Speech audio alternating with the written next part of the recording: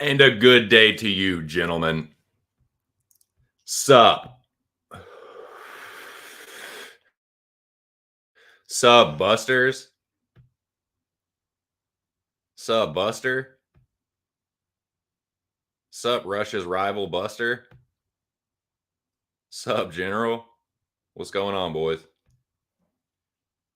What are y'all doing? You're listening to Just My 2 Cents. It's Friday, which means it's another sort of weigh-in-esque program. The last couple weeks have been a little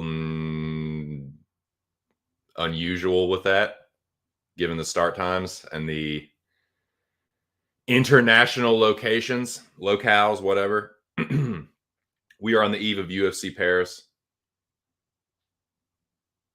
Many fights for talk about for that. Join me, won't you?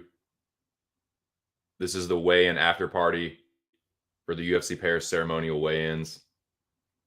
Yeah, the official weigh-ins were at 3 o'clock in the morning. Definitely won't go make that. And the ceremonial weigh-ins were at 11.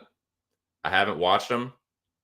I've seen a couple, little short videos here and there of a couple fighters as they approach the stage, but didn't watch the official weigh-ins and I didn't watch the ceremonial weigh-ins. So this is going to be news to me. I'm going to, while I'm live on stream, I'm going to pull up the ceremonial weigh-ins. I will give you my live reactions to the stare downs, and we will talk about these fights. I have made a couple greasy little plays. We'll talk about those. We can kick it, smoke weed about it. If y'all want to crack open a cold one, knock it back. It's Friday. Hope you're doing well. Sup. Shout out to Lou Betcha, first man in the comments. Shout out to the boys over at MMA Engine, Monk, Brady, Lou, whoever else that needs to get shout out there. Lou back at it with the streams. Like that, don't we, boys? Shout out to him. Had a good stream last night with Monk. Bon appetit. The French quit, the French surrender. Sometimes they do. And shout out to my homie, the General, the leader of the Dome. The Dome up in here strong. Shout out to you boys, the greatest group chat in the world.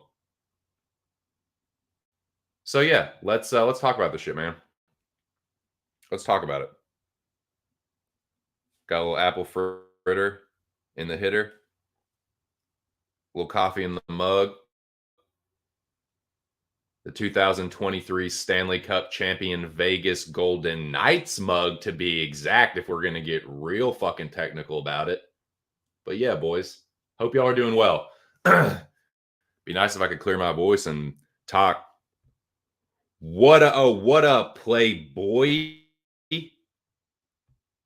Man, just like just right in step, man. Not a moment, like not a fucking moment too soon. I mean, shit, this leads perfectly into the next thing I was going to say. Shout out to my dude, Aaron the dog. Check out the show this past Wednesday. It was killer. Shout out to my dude, JB, the Jewish Better.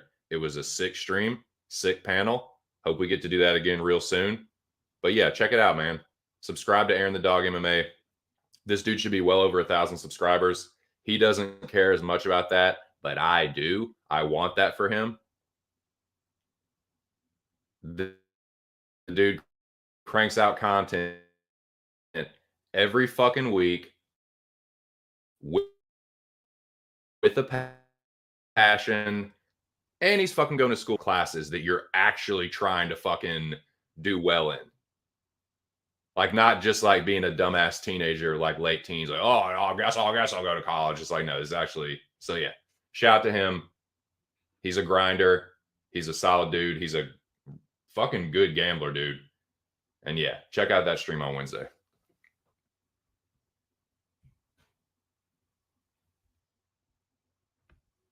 Woo! They gave me so much happiness in my heart. Just solidified me as an NHL fan. So yeah, man. That was Wednesday. Thursday, I was lucky enough to guest appear on the MMA Locker Room Talk podcast. That's the Pub Sports Radio podcast that you can find on those platforms and any other platforms you can look at podcasts on. That was a good time with those boys yesterday. Shout out to them. Big show picks. MMA Locker Room himself, Money Mills. I will be in the pub stream Saturday. I will be going for my third UFC Pub Sports Pick'em. I didn't say that right, but the Pub Sports UFC contest. It's free to sign up. I already did it. I put my picks in. I got a few underdog picks that I think will carry me once again to victory and actually get me that fucking black belt. So yeah, man. Shout out to the boys at Pub. That was Thursday. And here we are, gentlemen. Today. It's actually today. It's Friday. I haven't watched these fucking weigh-ins at all. I'm not going to go back through and watch the official weigh-ins. I'm going to put, while I speak here, I'm going to put the official weigh-in results across the bottom of the screen in a ticker.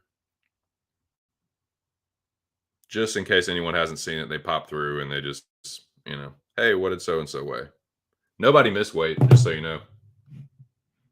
So I guess it's not really like super duper pertinent, but just for keeping up appearances. All right, and I'm just gonna go in the order of the fight card. I don't know what fucking order they actually weighed in. Like I said, with it being a fucking different time slot, having shit, I don't care as much. So yeah, Cavalcanti and Farn was a catch weight. Now, as far as dramatics go, or like noteworthy moments of the weigh-in, Zara Farn, I believe, was the last to weigh in. She barely made the fucking catch weight, needed the hurting curtain, but at the end of the day, she did make the weight. So yeah, shout out to everyone for not missing, for keeping this cobbled together card at what it's at, however many fights there are. Basharat made weight no problem, as did Rodriguez. Oh, not Kez, Gez. Rodriguez, 134.5. And another low-level chick fight. Cornhole, am I right, boys? Yeah. 136. Jocelyn Edwards was looking good on the scale from what I saw. I did see a screenshot of that in the dome. She was looking healthy and ready to rock. Lusa, 171.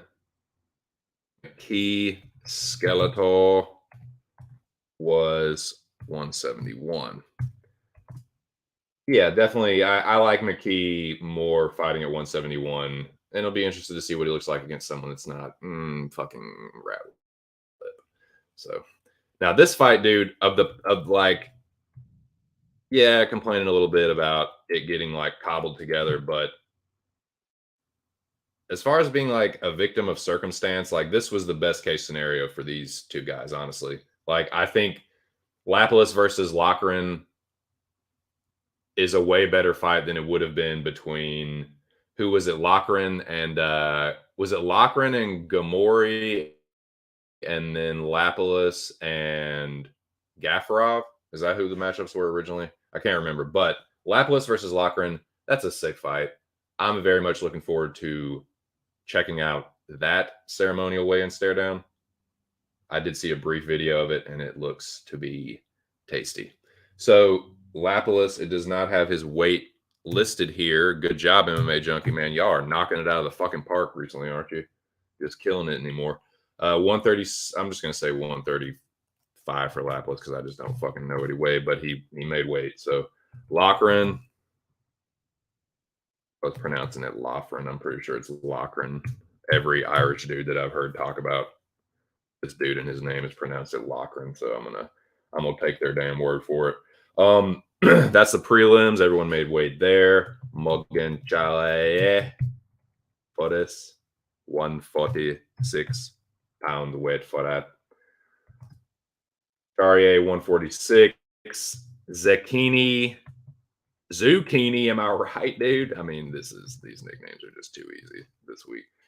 Zucchini 146. Manolo makes the weight. Gamori.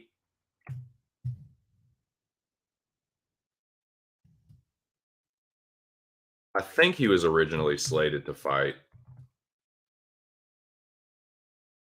Bachran, wasn't it? I can't remember, dude. It don't matter. These are the fights we got now. Gamori versus William Gomez. They both make weight, no problem. Guskov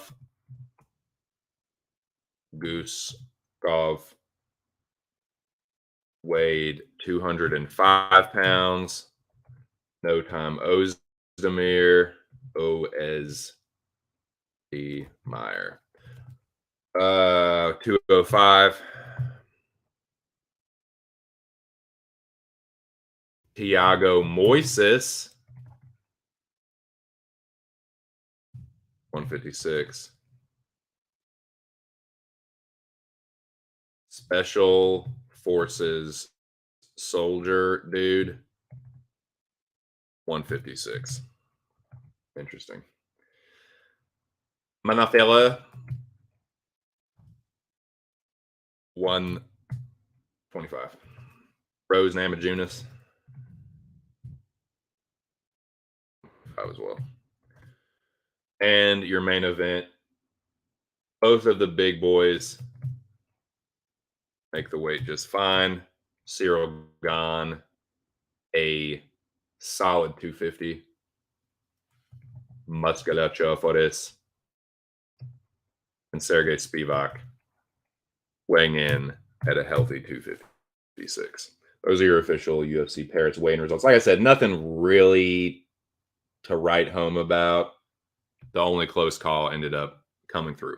Now, as you can see, I have the lawyer up there, and I just want to remind you all of something, all right? I'm going to be talking about gambling. I do gamble, but this is not a gambling stream per se. Let me make something very clear. The stream is for entertainment purposes only. It's not gambling or financial advice. That's a fucking joke. Tail at your own risk if you do decide to tail any of these. Bet responsibly, I beg you, and call that number if you can't. I take no responsibility for y'all tailing my dumb fuck bets. But actually, truth be told, like I said, I do gamble. I have been gambling this year. And somehow I've managed to come out on top. I am up this year slightly. And it's pretty sick. So I just wanted to make that known. before we get rocking and rolling here, for anybody that's new or needs a little friendly reminder. Now, those are your official weigh-in results. I don't know how they all looked on the scales. Do I really want to take the time to go back and watch the entire official weigh-ins and really say, oh, this dude looks good, this dude looks bad? I do that on the weigh-in streams when I do go live for them, but I ended up taking this banner down because I was running out of room, and I can just tell you this without making a banner for it. Because this is not so much a disclaimer. This is not for legal purposes. This is just a little bit of friendly advice. I don't know how many times I have to say this. The weigh-ins don't fucking matter. The weigh-ins are not going to make a fighter win a fight or lose a fight. Whoever is going to win the fight will win the fight regardless of the weigh-ins. The majority of the time. I see so many people that are well respected in this community say things like, oh, I think I'm going to do this, but I'm going to wait till the weigh-ins. If so and so looks good on the weigh-ins, it's like, it doesn't matter, dude. You were going to bet that person anyway. You know they're probably going to look good on the scales, and then you're going to bet them and be like, oh, well, they look good on the weigh. I wasn't going to bet them until the weigh-ins, but then I saw this look in their eyes, like, shut the fuck up. It doesn't matter. The better fighter will win most of the time. You can point to outliers all you want, but I give you example after example every week. This week, like I said, the weigh-ins were at 3 in the fucking morning. I'm not going back and watching those. No, thank you. Just a little piece of advice. The better fighter wins, regardless of physical appearance at the weigh-ins. Now, I have not watched the ceremonial weigh-ins. I think I'm going to do that right now. I'm not going to waste any time. I'm going to get right into this.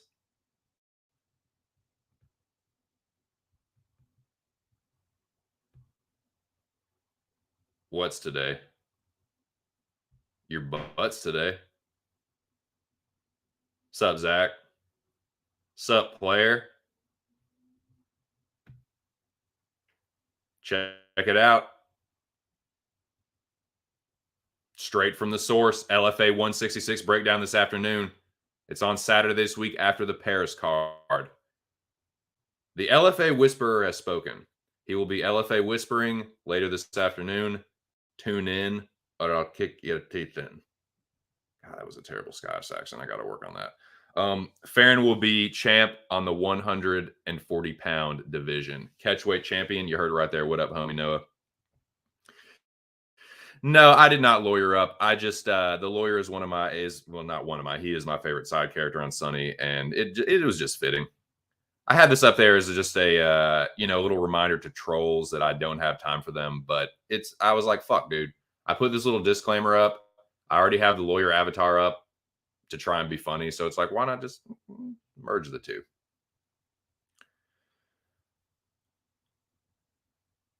I almost never say that way in bullshit. It very rarely matters. It just doesn't. It's not going to be like, oh, well, that guy, his weight cut was a little bit better this time, so he's going to win, but he was going to lose if he didn't. It's like, what the fuck? Just pick and bet the better fighter. Whoever you think that, try and find out who the better fighter is and then bet that shit. You know what I mean? Now, that's just me. But like I said, there's not gambling about it. That's just what I do. Now, let's watch these fucking stare downs. Definitely smoke a little more weed about it. I'm actually going to put it on the telly. Where's my damn Roku TV remote? Right there. Turn on this whole thing right here. Shout out to the 4 people in the building. It's Friday, boys. Hope it's the end of your work week or school week or whatever.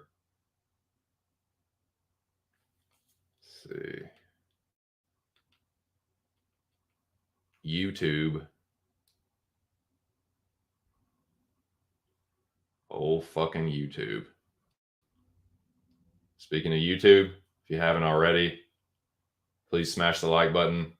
It helps a little bitty ass channel like mine.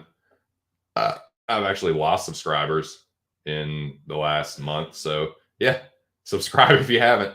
We were at 250, now at fucking like 247 or something, but you know, it is what it is. Let's see. UFC. Bally. Sesquiball.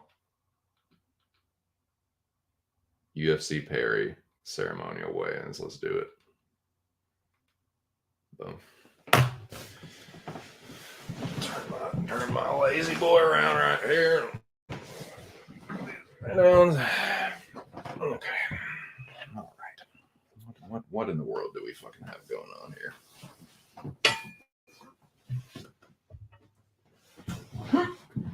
All right. Now we're good. Now we're good to go. No, dumbass ads. You can just keep rolling while I fucking repack this hitter. So UFC Paris ceremonial weigh-ins. I'm about to watch them right now. I'm going to be putting up my picks, talk briefly about the fights, pause it where I need to. I'm going to be pausing quite a bit, but oh, nice, Bisbing. I've got it on mute. It doesn't really matter. I know who these fucking people are, but yeah, I'll just kind of give you my thoughts about how they look. I do like watching the ceremonial weigh-ins. I think you get a little better idea of how the fighters size up. If there is any kind of like information to be garnered or like acquired from the weigh-ins, I would say the only thing is really like how they size up at the stare downs. They're both going to be a little closer to what they will look like on the night.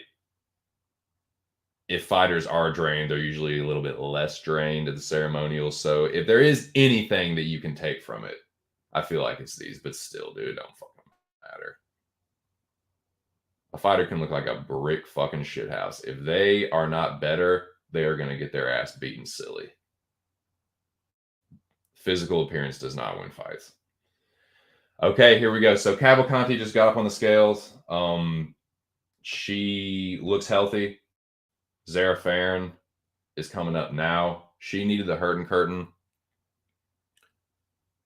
She looks better now. Got the shades on. Crowd's pumped. Boys, I actually like Zara Farron here, believe it or not. I was not overly impressed with Cavalcanti. So I am picking Zara Farron dos Santos. Yeah.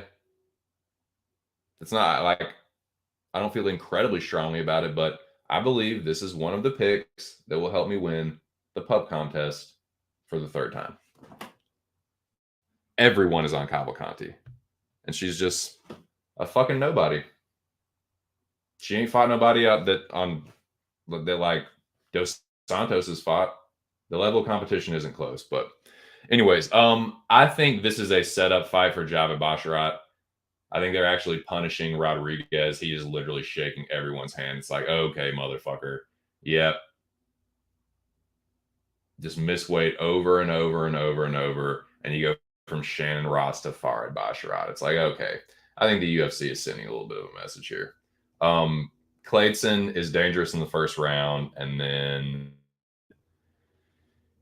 I don't say he like absolutely falls off a cliff, but the cardio is usually not there in the third.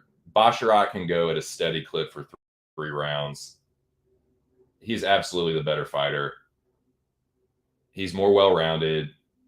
He's a more consistent striker. Like, Clayton has more power for sure.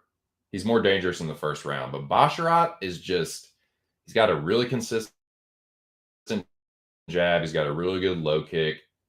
When he does decide to put combinations together, he does it pretty well. And like, he'll double up the jab. He throws more consistently. Like, Rodriguez fights in bursts. And that is just going to get him fucked up here. while he is resting, Fard's going to be working. He's going to be jabbing his fucking face off. I don't see how Basharat loses, other than getting bonked in the first round, which is, it's always possible, but it's just not very likely to me. Basharat is, pause this real quick. Basharat to me is one of the more sure things. I think he is one of the better fighters on this card in general, and I have absolutely got him. I think he's going to stop him, man. I do. The more I think about it, I think Rodriguez is a little bit of a front runner, and I think that jab is going to fuck his face up and is going to have him, it might turn him into a wrestler. I could see him getting subbed, maybe even TKO'd. I know Basharat isn't known for his power in the UFC, but the dude has, I was watching tape of him, man, and he's got stoppages. Like, he's capable of knocking dudes out. And I think with a guy like this, he could actually do it. Club and sub, knockout. So, yeah. Once again, I know, like, you know, I was going to say, like, for the pub contest, I have Basharat stopping him. I think he's going to sub him. Club and sub. But, yeah, Basharat, like, the money line now is, like, minus 350, minus 360. I wouldn't necessarily, like, parlay that if I was to look at it today. But I got Basharat at minus 300. It was just a, like, Aaron and I were talking about this earlier this week. It's just, Basharat is just a don't overthink it parlay piece. He's going to fucking win. Like, yeah, even minus 350, like, it's not a great number. I probably wouldn't do it, but, like, minus 300, yeah. Yeah. There we go. Edwards versus Cornell Hofstra Slaughter.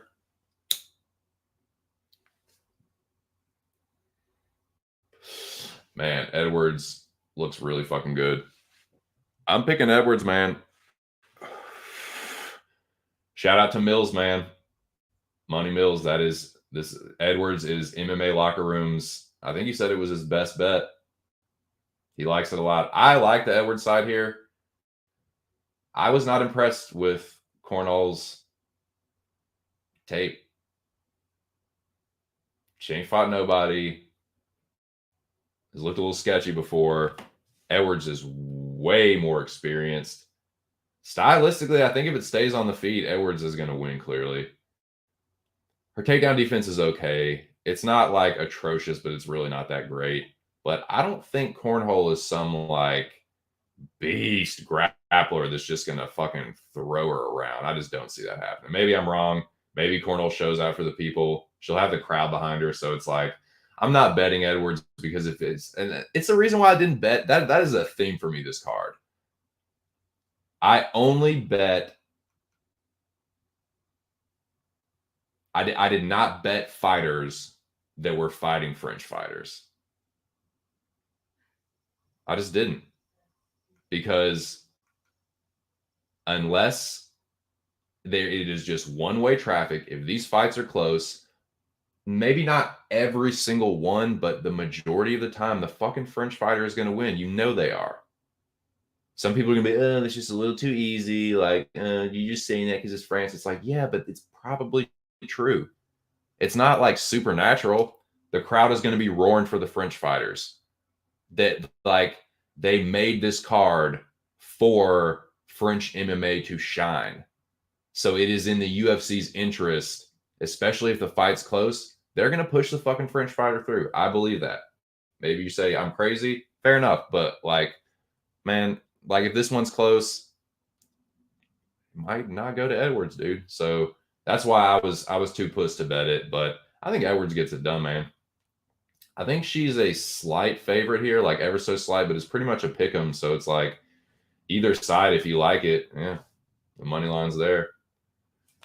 All right, I'm gonna pause it real quick before I get into Skeletal and McKee.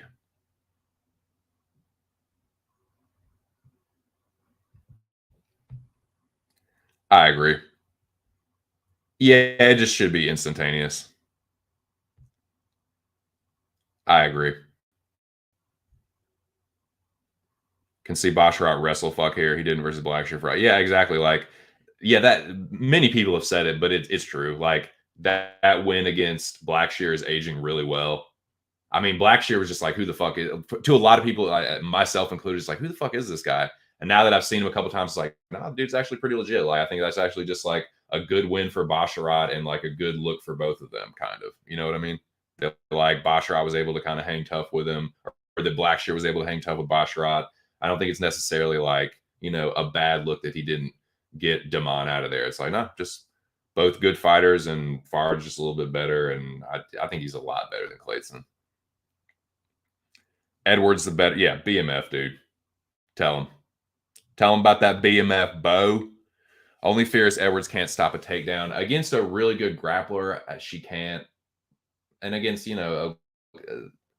okay to good level grappler, she can't. I just don't know how good Cornhole is. I was not impressed by the tape study. Anyone that's on Edwards, betting Edwards, like, I think she's the side, man. I think she's like just fucking better. Like Aaron said, just like the better,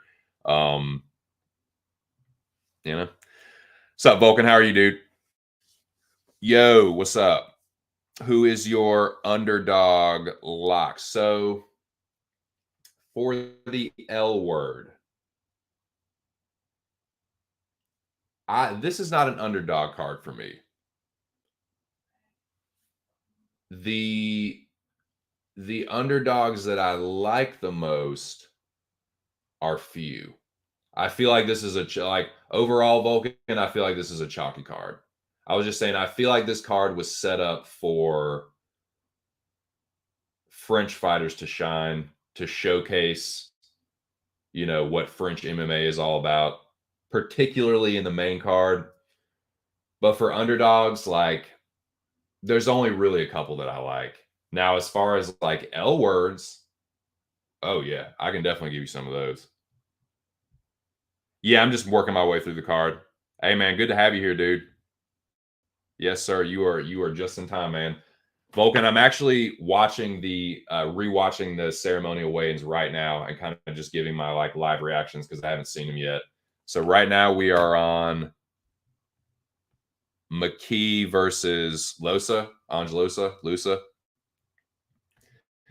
Man, I think McKee is live. I think McKee is live. Shout out to my dude Aaron the dog. Aaron is on McKee. He is in the John Lay parlay, baby. I think he's live. I'm too pussy to do it. I'm gonna be the square here and pick Losa, just because I think he is gonna BMF him. I don't know though, man. McKee is really live on the feet. If they're just gonna stand there and kickbox, like Reese is pretty good at that. But I'm not betting Lusa. I'm not betting Losa. No way.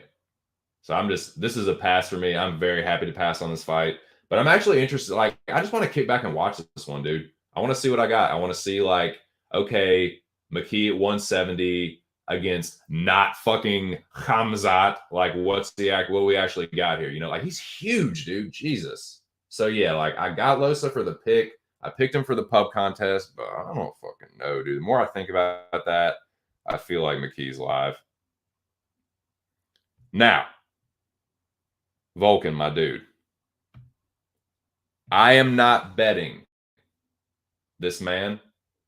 I'm not telling you to bet this. I'm not telling y'all to bet anything. Y'all bet what you want to. I'm just telling you what I'm betting and not betting. What I'm picking and not picking. I like Callan Loughran here. I feel like this is the one spot where the French fighter is getting a little bit Lapis is good, dude. I just think he had a more winnable matchup before. Loughran's tough. He hits hard. He's a pretty good boxer. And I think he's a way better grappler, dude. And that's actually how I think he's going to get it done. I think Loughran's going to sub him. He is working the crowd up, flipping the French fans the bird, begging to hear the boo birds. A little bit of Colby and Connor. Now, Taylor Lapilus is a very popular French fighter, most known for the Keikomi win, the Yoko Gary Keikomi, the sidekick to well, I guess that would be Kayagi, whatever. It's not a side snap kick, whatever. The Japanese name for the kick does not matter. He sidekicked Nate Maness, knocked him out. But he also lost to fucking Eric Perez. You know what I mean? Like, I don't think he should be minus 200 versus a lot of people. You know what I mean? I think he kind of like that Maness win is kind of like, that's like your best one.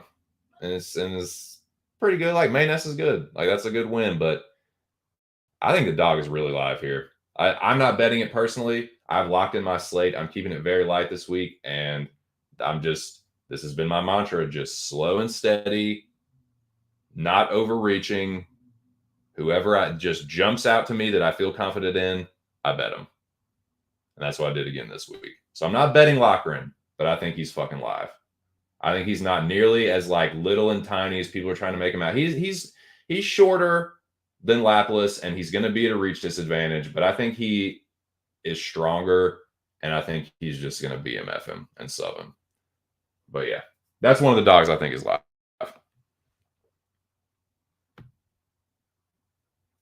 I do not think the dog is live here.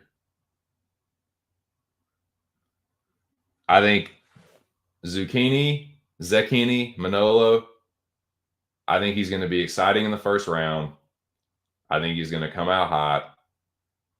And I think he is going to force Charrier into the kind of fight that will lead to him getting a big fucking knockout. I think Morgan is going to style on this dude.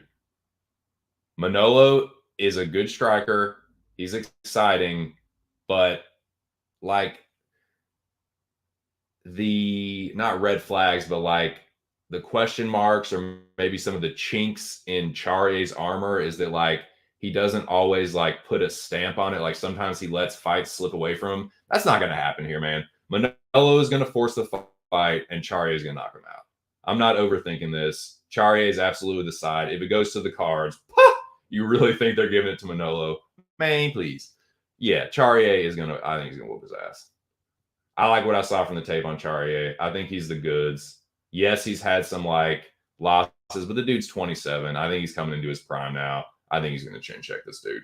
I don't like Manolo has been stopped by fighters that are not as good as this guy. Morgan's fired up. I think he's going to fuck him up. So yeah, Charrier, again, I'm going to pause real quick. Again, God damn it, you going to pause it or not? So again, maybe if I was to look at the line today and see minus 360, I just pass. But dude, at minus 300, I did it early in the week, just like I did with Basharat. I parlayed him. Minus 300. He's gonna fucking win. It's not like it's minus 500, minus 600. It's minus 300. Put it together with another minus 300, and then put that with something that's a fighter that's under minus 200. Yeah, it's plus money.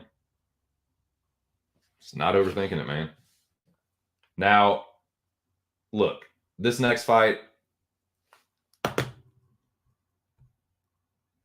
I got Gomez here for sure. William Gomez is absolutely the pick. I'm pretty sure he wins. I don't really see, he is the BMF here. He's way more well-rounded. If it gets hairy on the feet, I trust Gomez to go to the wrestling.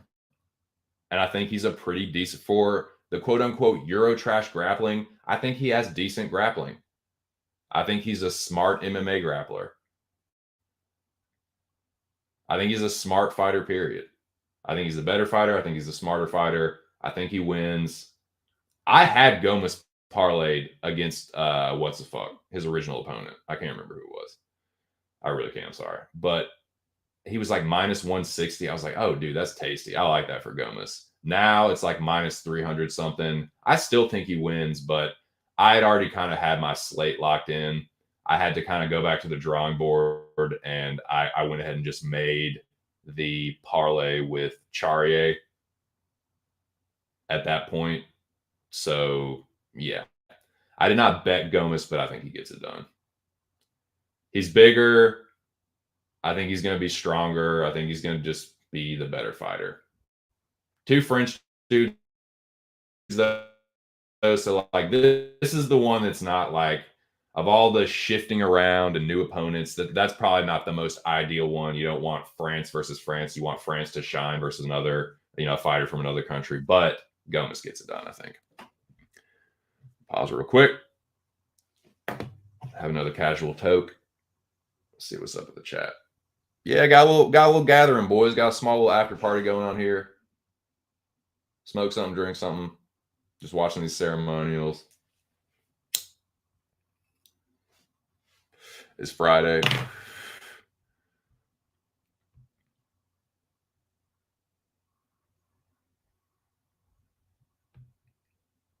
Oh, what's really good, player? What are you doing? Shout out to my dude, man. Shout out to Money Mills. I was just putting you over earlier, my dude. Good shit. Yes, dude. Mills was cracking me up yesterday, dude. Talking about planting your flag and the Big Show digging in this. He's like, dude, you're not planting your flag. You're like soul digging. That shit was, man. Yeah. Shout out to Mills. Shout out to the boys at Pub. Check out that podcast, man. Hey, Mills, I was just talking about your girl Edwards, dude. Yeah, the more I think about it, I think she's a side, man. I think she gets it done. But yeah, shout out to Mills. Make sure y'all check out the ninjutsu style. Yeah, man, check out that podcast. Yep. I told you, dude. There are a couple fights here where if the underdog gets it done here, I'm gonna have to put some serious shine on there in the dog, because there's a couple of them where like he's the only one, like maybe just him and one or two other people, but like, yeah, for sure. And like, honestly, Mills, like I've seen other people on Edwards, but like not as confidently as one MMA locker room. Ange loser, am I right? Hi-oh. Homie Noah says Locker is live, but looked like I thought it was pretty funny. I think he is settling nicely into that heel role. I think it comes naturally to him. He looked like he was enjoying that. There's some people where it's like, you're forcing that. You're a face, dude. You're forcing that heel shit. But it's like, nah, Lochran is like, he's genuinely like absorbing it. Like, yes, I love it. Yeah, let's hear them boo birds. Goito had some moments in the UFC. Complete bum fight. Like I said, shout out to my dude, the MMA locker room, the one and only. Zucchini here, not picking a dude with 10.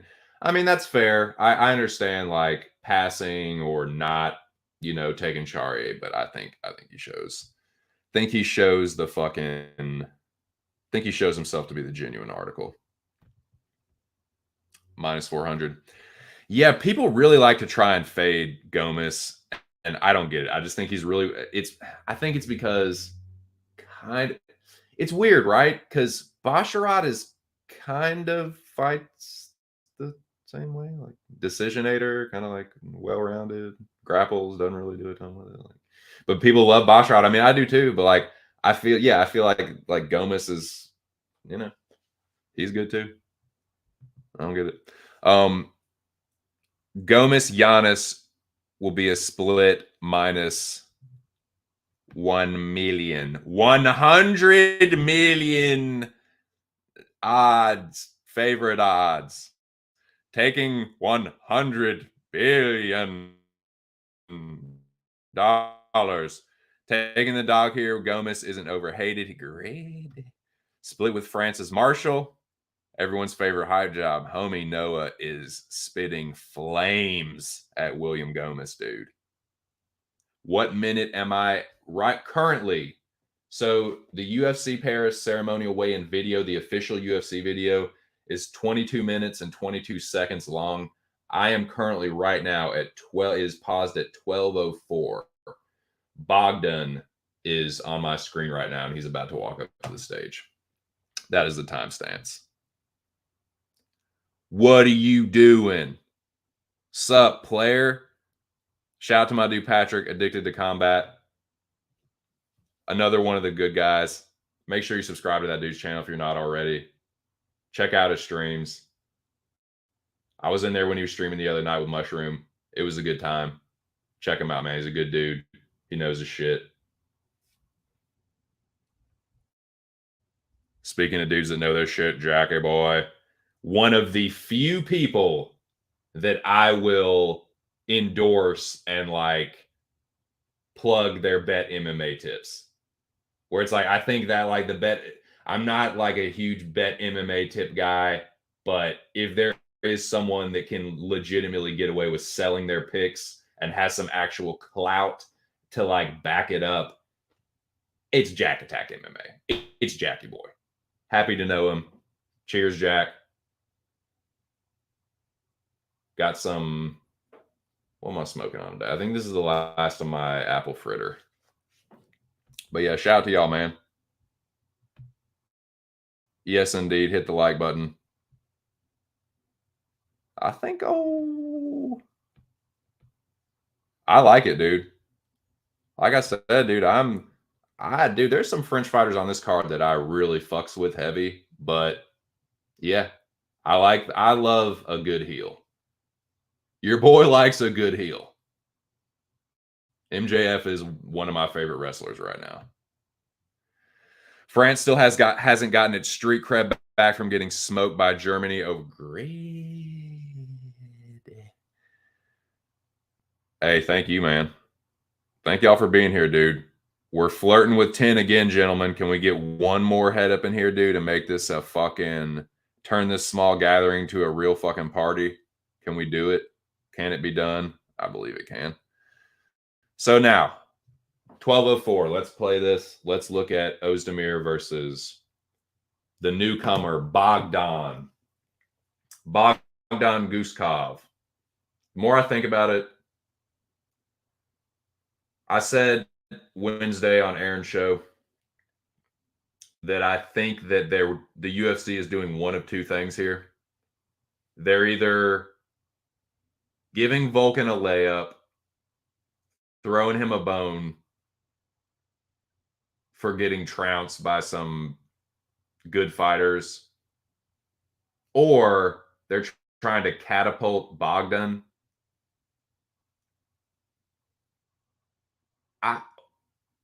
I think they're giving Volkan a layup here, man. Volkan has been the sacrificial lamb for them a couple times. I think they're trying to keep Volkan like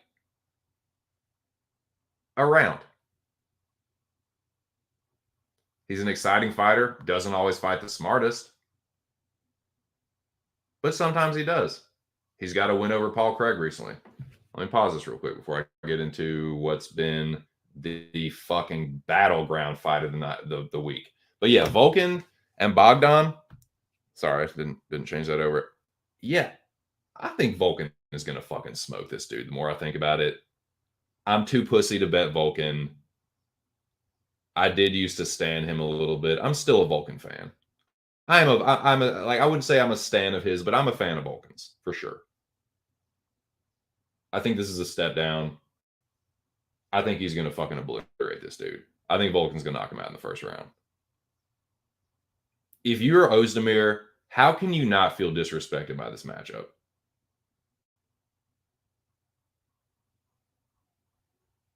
Someone put it up on Twitter. I think it was that dude Prodigy. Shout out to the dude Prodigy MMA. Volkan's last fights, you look at them, not one of them is unranked. The worst ranking, I think, was Paul Craig, and he whooped his ass. It's like win over Rakic, win over Craig, and who has he lost to?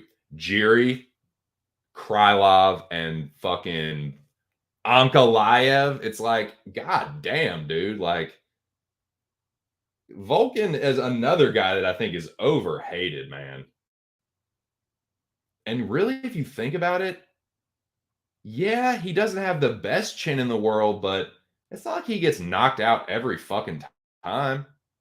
He's fighting some of the heaviest hitting kickboxers on planet fucking Earth, and he's only been knocked out twice. He got chin checked by Jiri, knocked out cold. Yes, that was a bad one. Of course, dad baby. That'll happen in a world. That'll happen in a world where Jiri Prohaska is fighting you in a fucking cage. But like, I don't know, man. I think this is like, hey, Switzerland close border for France for that. I'm pretty sure there's going to be some Swiss fans in the house cheering on Volkan and Angelosa. I think they're giving Volkan a layup here. Get a win in front of his peeps. Keep him relevant. Even though this guy's like a nobody, I think they're giving it to him to smash him and be like, oh shit, remember when Volkan knocked out that fucking jobber? You know what I mean? Like, he's still fucking got it kind of deal. I think that's what they're doing. I don't know that to be true, but that's my feeling. I'm gonna pick Volkan. First round knockout in the pub contest. Let's fucking go. Man, this one, oh my God, for this one, baby.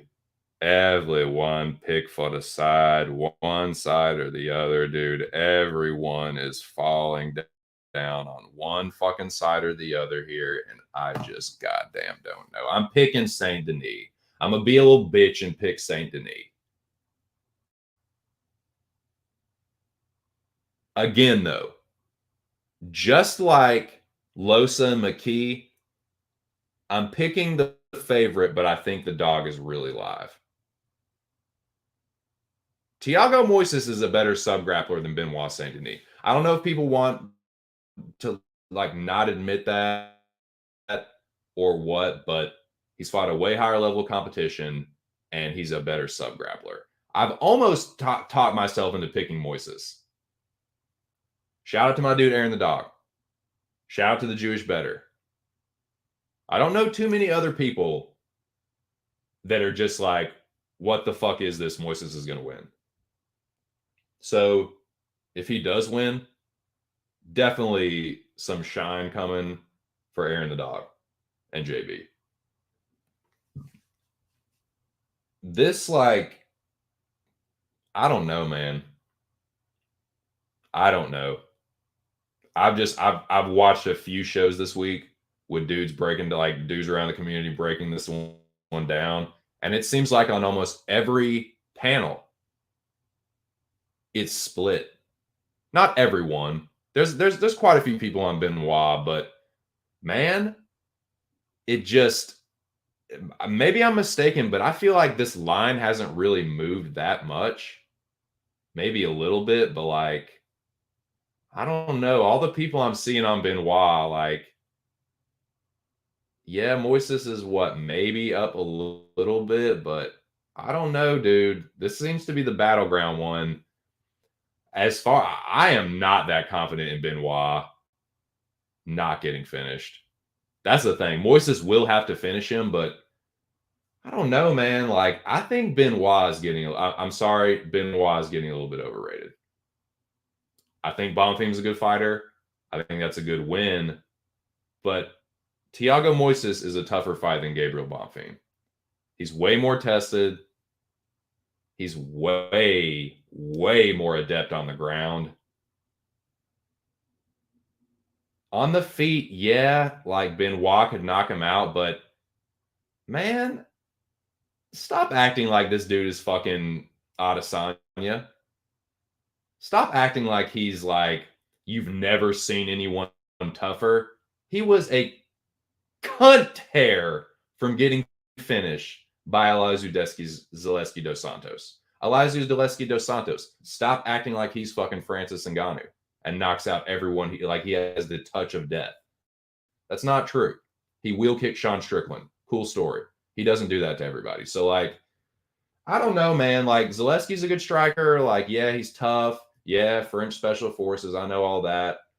He's going to win a decision. That's ultimately why I'm picking him. I think it's going to go to the cards. I think it's going to be way closer than people think. Unfortunately, for the Moises backers, in my opinion, I think Benoit is going to maybe even rob him, man. They're not going to give it to the Brazilian in Paris fighting the fucking French Special Forces, dude. It's just not going to happen. But man, if Thiago Moises gets on top of him, oh, there, baby. Holy shit. Moises is a better Brazilian Jiu-Jitsu practitioner. He is a better sub-grappler. Do not get that twisted for a fucking second. On the feet, yeah, Benoit hits a little harder. He's a little bit meaner. He's a little bit more aggressive. But on the ground, if you are a Benoit Saint Denis backer, you do not want Thiago Moises to get on top of your dude because he's probably going to get fucking strangled. I'm just going to say that. But I'm being a bitch and picking Saint Denis.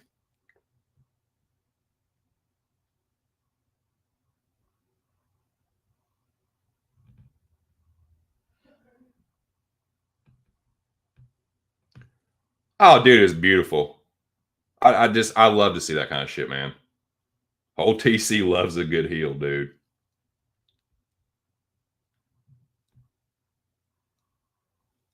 Bogdan. Nice, dude. Jackie boy, you're singing my song, Jack. I know Jack fucks with Vulcan too. I think Jack and I might have bitten the bullet together on Vulcan versus Jerry. I picked Vulcan over Jerry. I'll say that. I'll even say I was on a certain gentleman's channel. Famously picked breaking down UFC fights. Famously picked Vulcan over Jerry. So yeah. I've backed Vulcan when I shouldn't, but this motherfucker is not Jerry Prohaska. This dude's been knocked out. He got knocked out by absolute fucking nobody. I mean, he's not my favorite fighter, but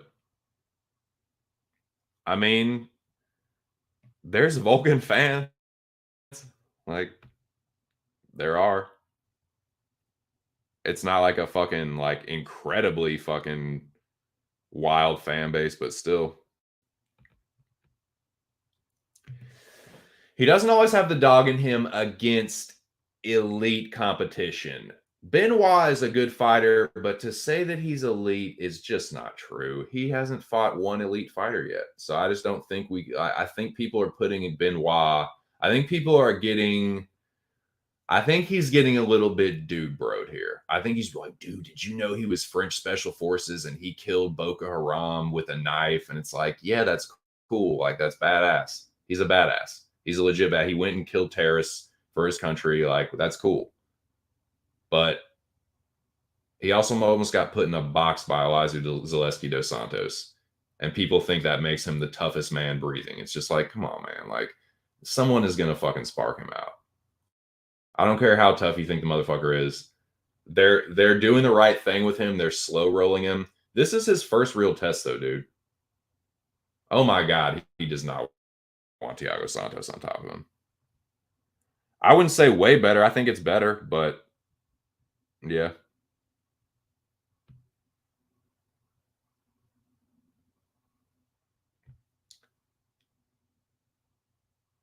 He's looked competent. Like, I mean, he is not the only person to get pieced up by Michael Johnson before. I agree with that, though. I definitely agree with that. General taking notes.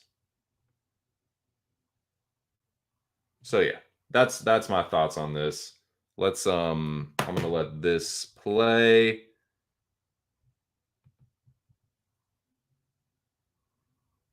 Yeah, I think Benoit, it's like, you know who else is Special Forces? You know who else was some special forces Billy badass that definitely killed terrorists hand to hand up close? Tim Kennedy. Is Tim Kennedy the toughest guy you've ever seen? No. He got knocked out a few times too. Benoit's going to end up getting knocked out. He doesn't have the defense. He's too willing to like brawl and use his toughness and chin. And brother, that never does last. I don't care how fucking tough you are. I don't care how many fucking terrorists you killed. Like, I don't know, man. I think he probably wins this fight, but I think the dude's being overrated. And I think he's going to get it eventually. He is a good bit bigger than Thiago Moises. But yeah, this is his first real test, man. Moises is categorically a better fighter than Gabriel Bonfim. That's a straight up scientific fact. No, it's not a fact. It's my opinion, but still.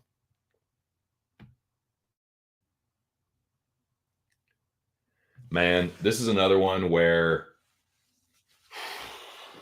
dude, I don't know, man. I'm picking Firo.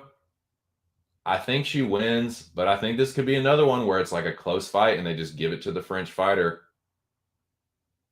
I said this yesterday on the Pub podcast to Big Show.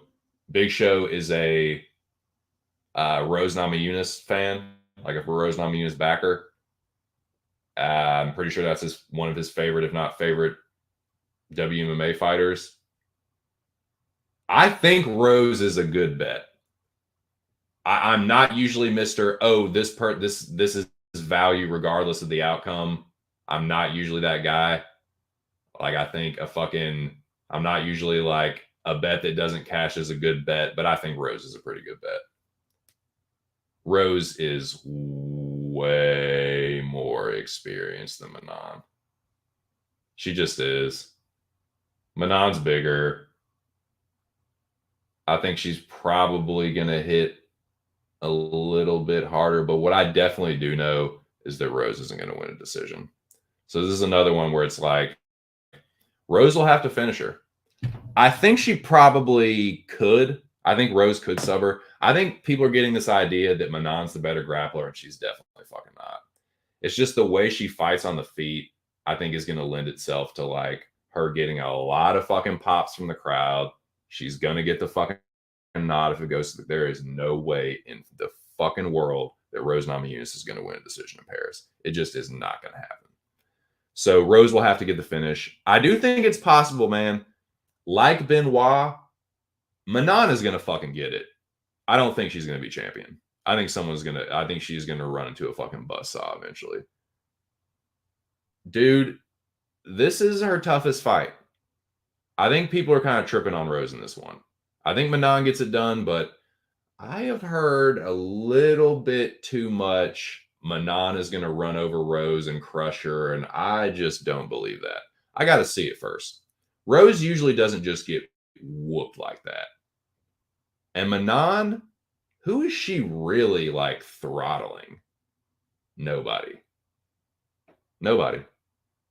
She had a close fight with Jennifer Maia, reasonably close fight with Chikagan. Rose is better than both of them bitches. So I am not as bullish on Manon as some people are. I think, I don't know, man. I definitely I'm staying far the fuck away from this. But I said this to Big Show yesterday, and I stand by this. I think Rose is a good bet. I think Rose is a live underdog. I'm too pussy to do it, but as far as like there's value here, you're talking about a former champion that's still relatively like in their prime, moving up in weight. I don't know, man. Manon's good, but I just see a point fighter with a little bit of power. Got some grappling, but I don't know, man. I think she probably wins a greasy split. I think this is a split decision. Manon split this winner by split decision. Manon, the crowd goes crazy. I think it's one of those. Maybe I'm wrong.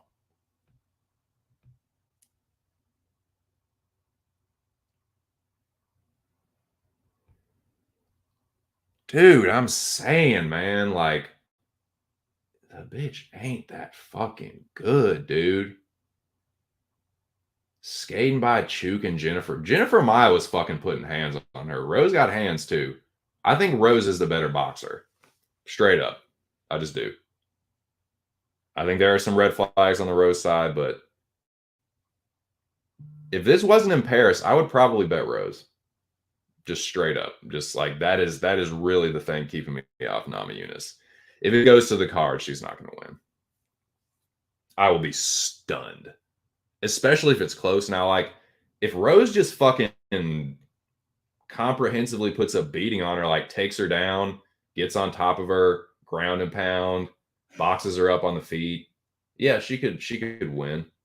Rose could win a split, but like, I just don't. I think it's gonna be close. I think it's just gonna be close. Manon yells a lot. She's really aggressive. I think the visuals of Manon charging forward, all that shit. I think it's gonna get her the nod. Manon by split decision is my pick officially.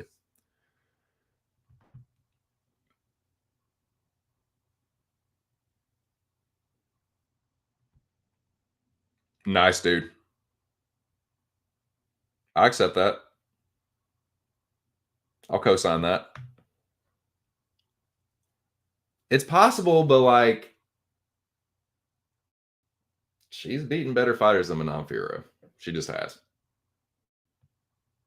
I know that it's a smaller weight class, but Joanna is a better striker than Manon. She just is. For what reason do I say that? Eye test. She just is. Like, she's beaten better strikers than Manon. She's beaten better fighters than Manon. I just am not going to bet her because of circumstance and like X factors and shit. Sub-Zero Cheddar says Thug Rose. Dude, you and Big Show picks are the only dudes that I've seen.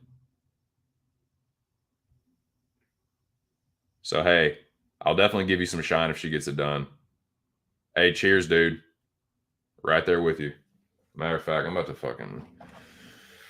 to take another casual toke of this apple fritter. If y'all can get your hands on some apple fritter, man, I definitely recommend it. It is a great daytime / evening time strain. So here we are. Here we are.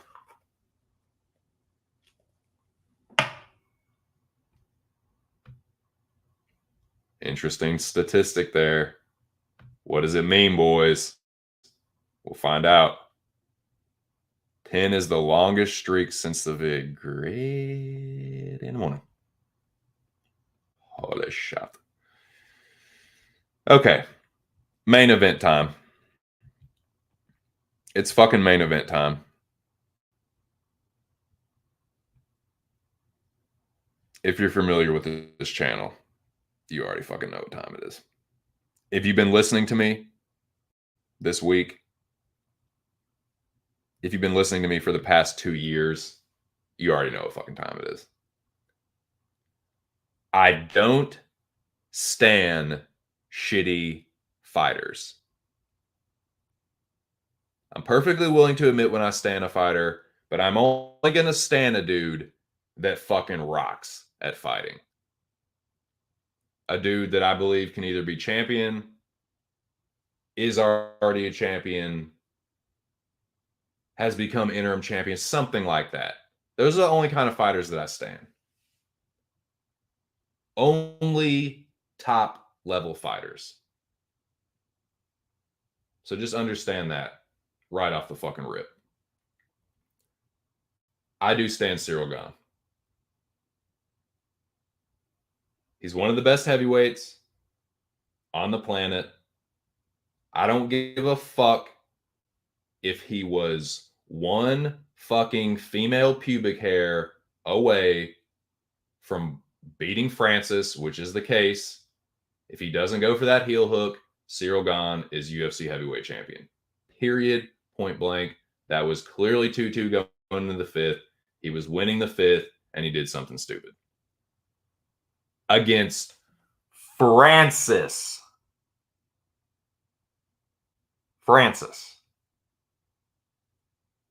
You know the guy that John won't shut the fuck up about, Stipe, talking about he's like dreaming about Stipe and shit, thinks about Stipe when he's having sex and shit like that.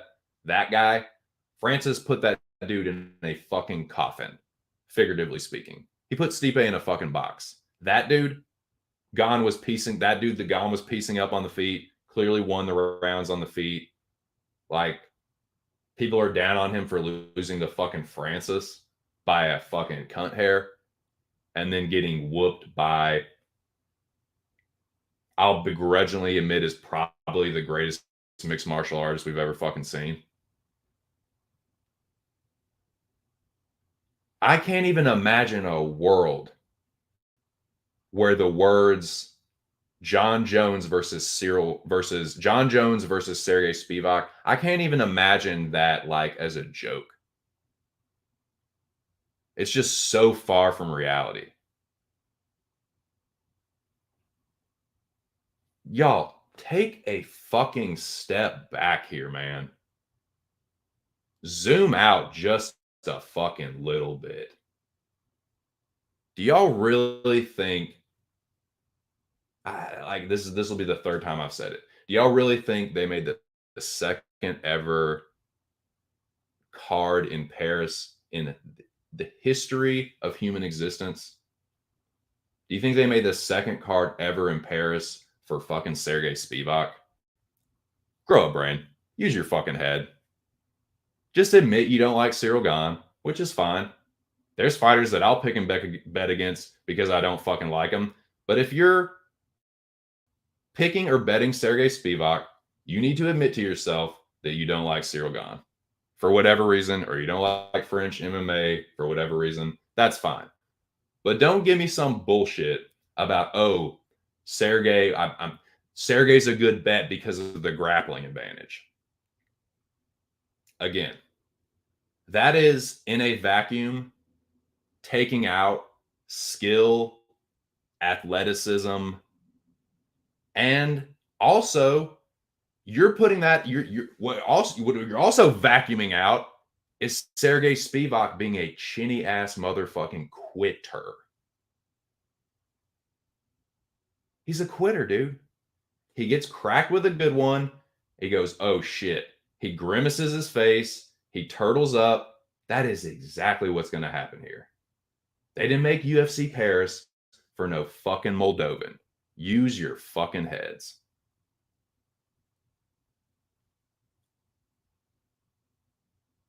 Grow a brain. It's real easy. This fight was made, this fight card was made for Sergey Spivak to get crushed. It was made for Cyril Gane to shine in a big fucking spot. This is for Cyril Gane to get right again. They didn't have him headline for a fucking Moldovan to like get on top of him. What? I don't even know if the motherfucker gets one takedown.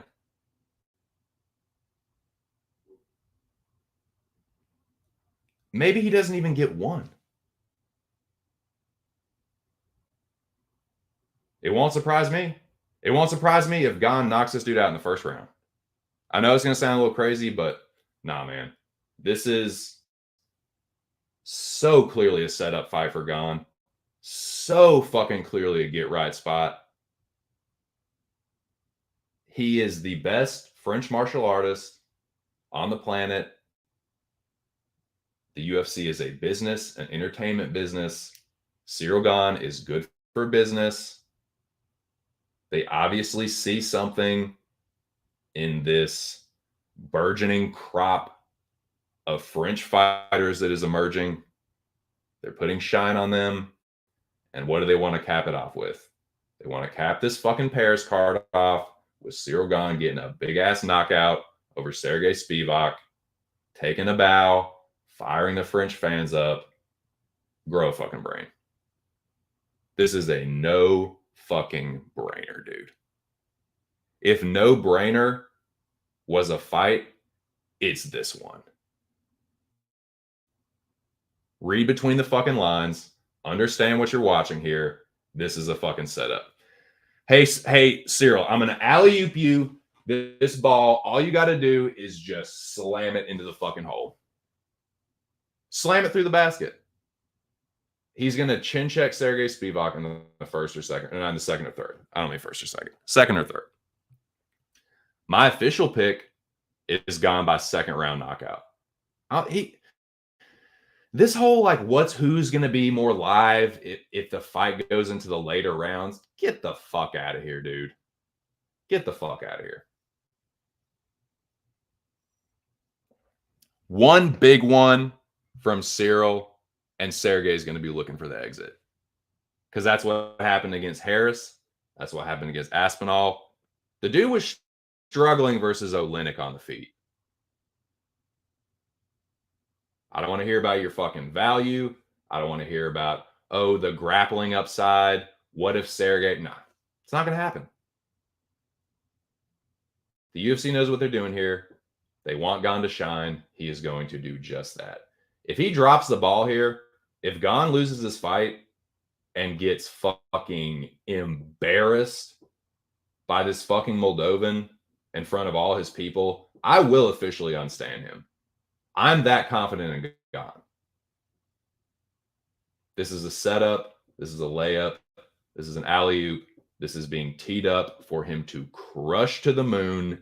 He is going to do just that. He is going to smoke Sergey Spivak. Sorry, that's the lazy boy creaking.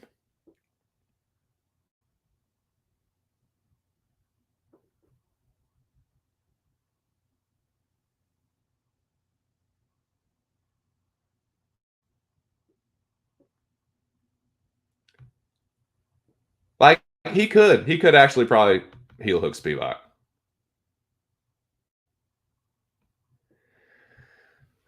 And it's John. John is like an accredited, like, JUCO wrestler. Like, John is a good wrestler. A really fucking good wrestler. One of the best wrestlers. He has physical and athletic advantages that Spivak could only dream of. Those long-ass arms. Spivak doesn't have that kind of fucking frame. He's just not. He's slow. He's plodding. He doesn't have the striking to threaten Gane. He doesn't have the footwork. He doesn't have the speed. He doesn't have the chin. He doesn't have the heart. He is the sacrificial lamb this week. People are going to go on and on about all the value. No, that is the lamb. That is the fucking lamb they're putting on a chain at the Tyrannosaur paddock. Gane is going to eat him for fucking lunch. Because that's what this card was set up for. What do you think this is all about? What do you think UFC Paris is all about? A fucking Moldovan with no personality that needs a translator? Get the motherfucker out of here, dude. The only thing they're going to need a translator for is for the French crowd to hear what Gane says in English. He's bilingual. He's got a little charisma. He's a fucking beast. He's going to fucking smoke this dude.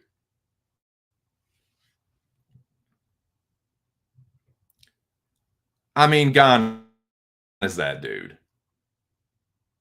How are y'all going to like hold some of the other losses that dudes have on this card, yet people will still back them, but you're holding Francis and John Jones losses against Gane. This Cyril Gane money line is a fucking gift from the MMA gods. It is a gift from the universe. Cyril Gane under minus 200. Are you fucking kidding me? That is a parlay piece if I have ever motherfucking seen one. Like, dude, thank you. Bare minimum. That's probably being generous.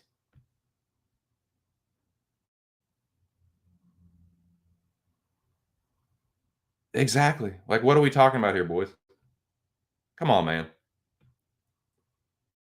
I'm not telling y'all what to do. I'm just telling y'all what I'm doing. I'm just giving you my 2 cents, dude. I think this is a fucking setup. It's a setup, man. They're in the entertainment business. The only entity in the fucking world where the promoter is also like,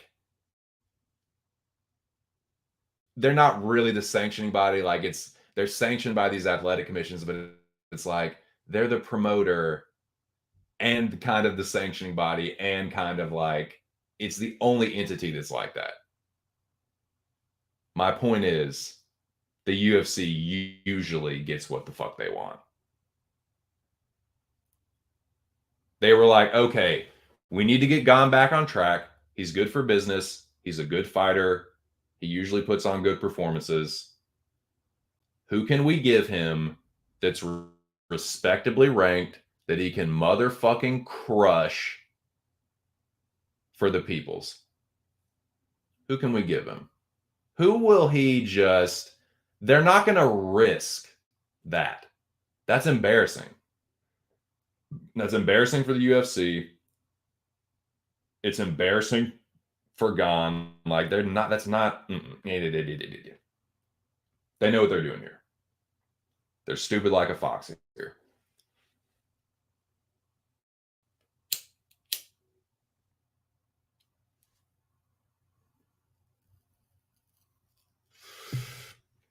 Everybody has their biases, man. Everybody. I have mine.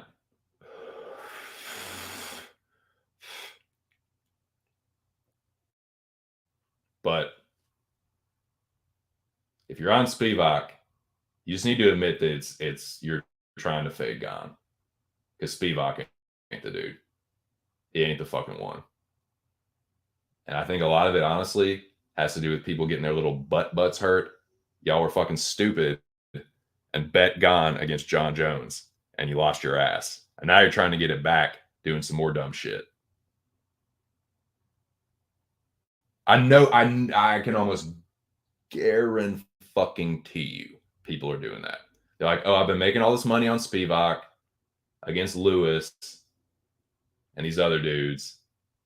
And you're like, oh, Gon just lost to Jones. I bet you try to be cute and bet Gon against Jones and talk about all the value. And now you're doing the same dumb shit on the other side, talking about all this value on Spivak. Ain't no fucking value on him, dude. He is the sacrificial lamb. Gon is going to crush that motherfucker.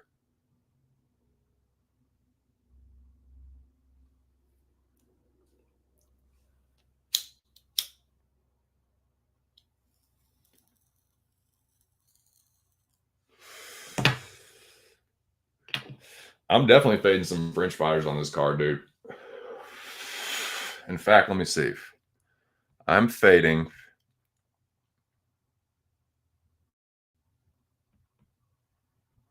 Well, the Gamora Gomez fight doesn't count. I'm fading 1, 2.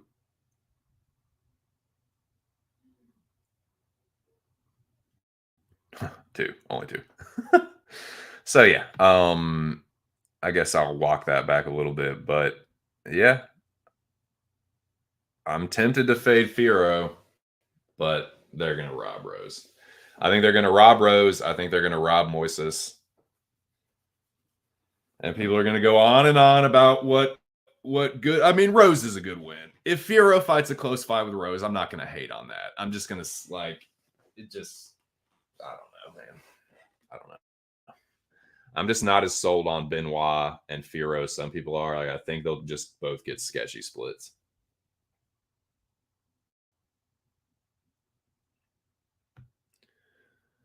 Yeah, and was talking about this with Jewish Better and a little bit yesterday too.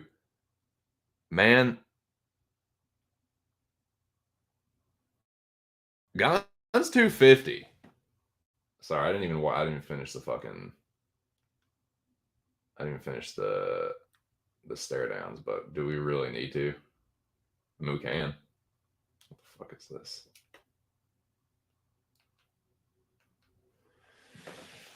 But yeah, it's like the way he fights, it's like dudes almost forget how big he is because he's so light on his feet. He's kind of like bouncing. He kind of hangs back, fights at range for a while, just kind of pop a jab, low kick, jab to the body, jab upstairs, cross to the body. It's like just things where it's like, okay, yeah, and like almost lulls people to sleep. Just kind of tip tap, tip tap, tip tap. Then before you know it, round 2, round 3 comes around, start to get a little bit tired. I actually think Gon has underrated finishing instincts. He's perfectly fine hanging back and winning a point fight, but if he sees his opponent hurt, all of a sudden, dude, tip tap becomes bada bing, bada boom. And it's like, oh, this dude is still 250 pounds. And when he sits down on his punches, oh, they do have some fucking stank on him. Ask Derek Lewis. Ask Tai Tuivasa. Ask Junior Dos Santos. Ask anybody else that Cyril Gane has just fucking slumped. Who's pillow fisted now? The dude's 250 and shredded. He has a point fighting style, but when he wants to sit down on his punches, again, the guy's fucking 250 pounds of muscle. He can crack when he wants to, man. And against a chinny dude like Spivak, it ain't gonna take much. I'm gonna say second round. I'm gonna say feels him out, maybe rocks him in the first. Sergey hangs on for dear life, and then we hit the second. He knocks him out beginning of the second round. I'm telling you, don't be stunned if Cyril Gane ends this in the first round. This is set up for him to shine. I think he's gonna do just that.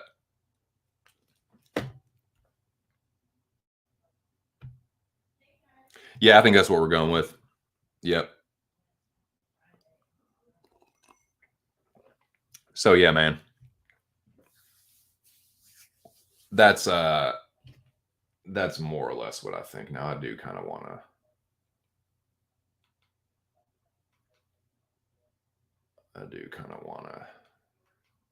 just since we've made it all the way through here. Yeah, skip that dumbass survey.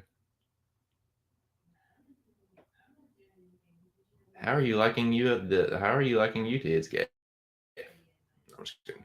It's fine, man. Like fast forward.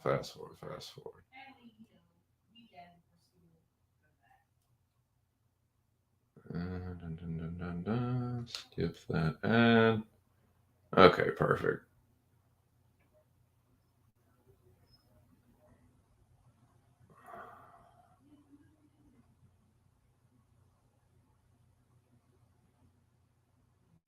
Like, you're like, oh well, he took down Lewis and sub Lewis. It's like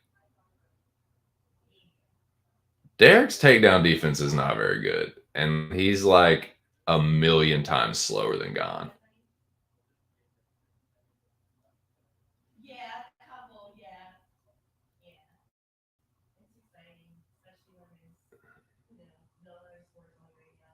Yeah, Gane is gonna end this with like.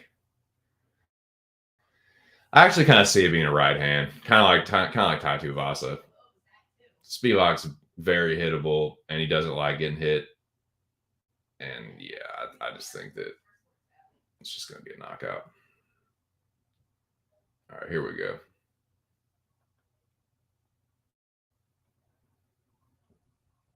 And yeah, it's like,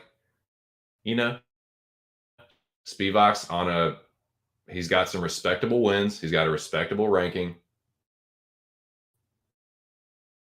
Top 10 heavyweight, no title picture discussion, or keeps Gane in the title picture.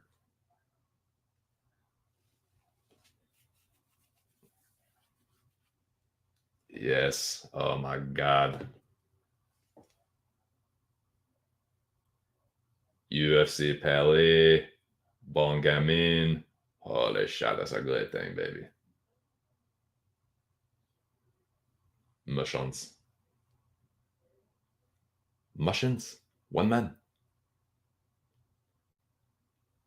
I mean, Gon is fucking huge, dude. People always talk about how big Sergey is. Gon is the same fucking size as him, and he's like more muscular, but he's not like he's not drained. He's just like a healthy 250. Sergey looks like he's in good shape, but he is in for a fucking beating.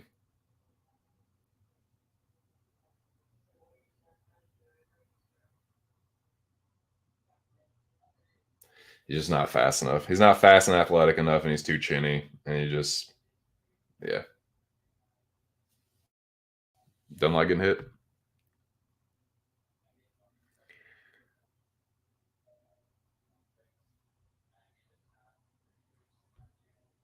I I just don't get it. I really I know it sounds disrespectful to anybody that's on Spivak, and like, dude, there's people that I respect that are on Spivak. I just don't get this one. I don't get it. What like? Come on, man. Y'all know what this is about. Y'all know what this car was made for. It wasn't for no fucking Sergey Spivak.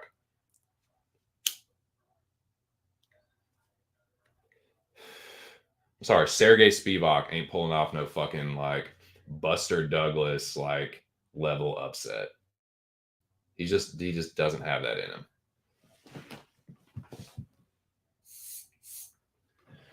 But hey, I think he's gonna get paid. He's gonna get a 6-figure bag for this for sure. With his win and show money, yeah, it's gonna be he's gonna get 6 figures for this. So yeah, it's not like I'm fucking feeling sorry for the guy or anything, but yeah, he's gonna get beaten badly. Nah, let's have Gon. Okay, we have this French dude who's like carrying. He's like the flagship French fighter, carrying the fucking country as far as MMA goes in this like this burgeoning market, whatever. Yeah, let's have him lose to John, and then dude, we'll have him lose to Spivak. That'll be great for French MMA, and we'll have it in Paris, so that'll be really smart to do. Dude, come on, man.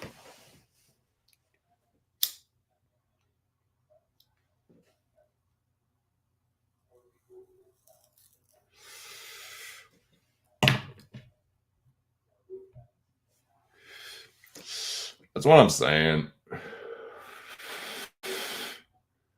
I'm not saying I haven't done that, man.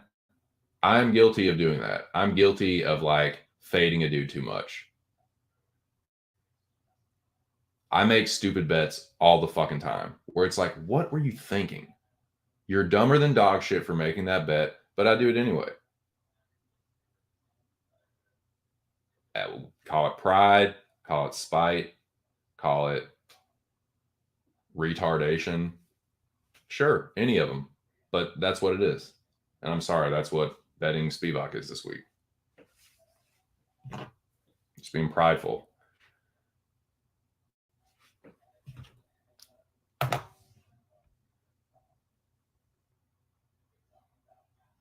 Yeah. He's just gonna chin check him.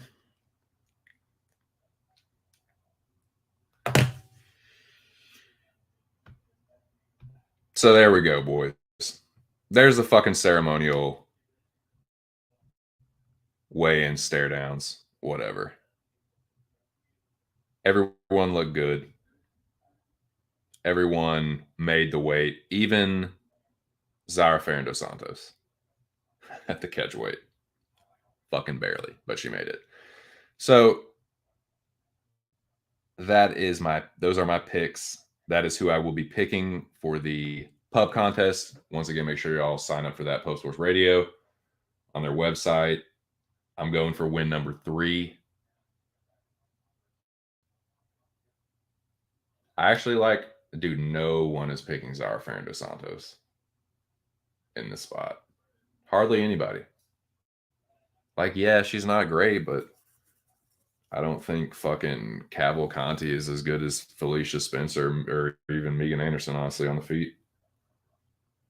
Megan does have hands. She can. She is a good striker. I'll at least give her that. But yeah, I mean, I'm not betting her, but I'll pick her. That's the kind of pick that will give me the edge. So let's fucking go.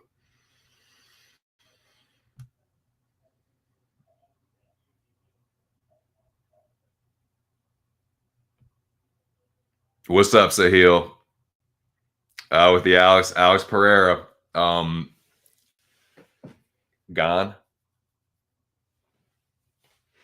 Just because he's bigger. Those kind of matchups, like that's the thing too. Is like Gone has a good chin. Like, yeah, he got hurt by Ty. Ty's hits really fucking hard and he's really big. Like Ty tips the fucking scales. He's like 60 pounds heavier than Alex Pereira. So like, yeah, I think Cyril Gahn can probably take an Alex Pereira punch better than a dude that's like kind of undersized for lightweight, not Asanya. You know what I mean? Like I favor Gahn, but I'm Cyril Gahn stand for that baby. Oh, the shot. Oh my god.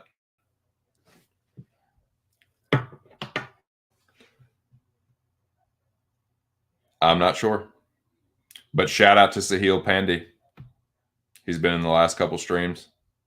Appreciate you showing the support. Good to see you. Hope you're having a good Friday.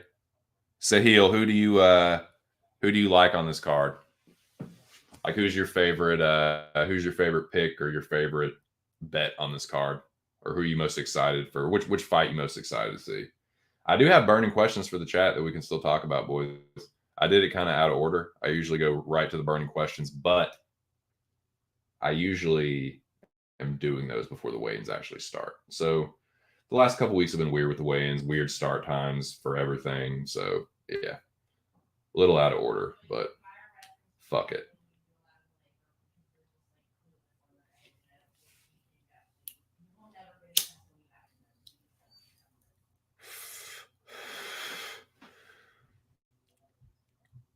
While we're on the subject, what you boys think is gonna be fight of the night?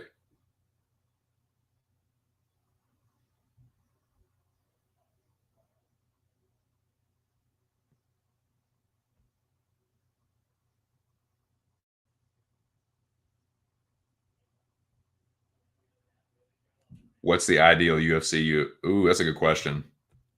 Sahil, I'm not interested in this card. I'm a casual dude. I can't blame you. Thank you for being honest. And like, I actually love that because that is a little bit of a perspective from a casual fan. I don't blame you at all. And I say this so many times about some of these cards. I try and put myself in like a dude like Sahil's shoes. Like, if I was a casual fan, why would I give a motherfuck about a card like UFC Singapore? Like, yeah, like Max versus Zombie, but still, like, why would I give a fuck about some of these cards that like have hardly any name value on them? Like, other than Gone and like Rose, who the fuck have people? Who the fuck would casual or new UFC fans give a fuck about watching on this card? You know what I'm saying? So yeah, shout out to Sahil. Appreciate you being honest about that. Like, yeah, I don't blame you, dude. I don't blame you one bit. Hey, I like that, dude. That is a great shout. I think they might get after it, man. If Lusa doesn't go, I feel like Lusa's the better grappler. That's actually why I'm picking him. Because I think that might happen. Like McKee cracks him, and Lusa's is like, "Oh shit, I'm just gonna fucking take this dude down."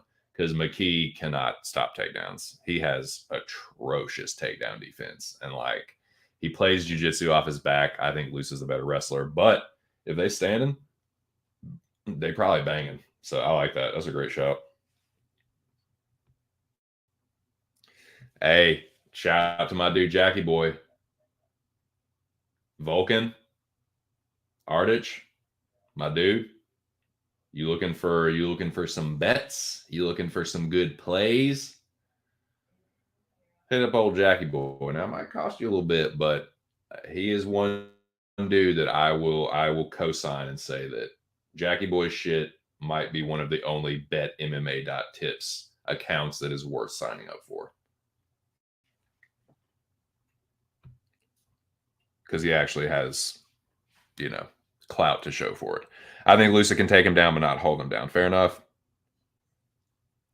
Robbery of the night got to be Edwards just because she's highly due. Yeah, man. Oh, dude, there are so many candidates for that. Edwards split decision merchant. Yeah. So, I mean, yeah. Well, fight of the night. I will. Let me see. What do I think for fight of the night, real quick? Real quick. I'll answer my own fucking question. I know it's obnoxious. That's Carrie Yules from Seinfeld style. Do I answer my own questions and is obnoxious? Sure. Am I going to keep doing it? Yes. Calvin, no. Basharat, no. Rodriguez is going to get his fucking ass beat. I was like, man, he could have success early, but that one could kind of look like what was the fight last week? Where it was like, I can't remember. Lusa McKee is a great shot for fight of the night. Hey, dude. Okay, this is my just to be different, just so I'm not copycatting homie Noah. I low key think that Lusa McKee could be a banger. This is my pick for banger. I think these boys are gonna fucking get after it. I think they're gonna fucking get after it. So that's my pick. This one could be fight of the night too. That could also be snoozer of the night.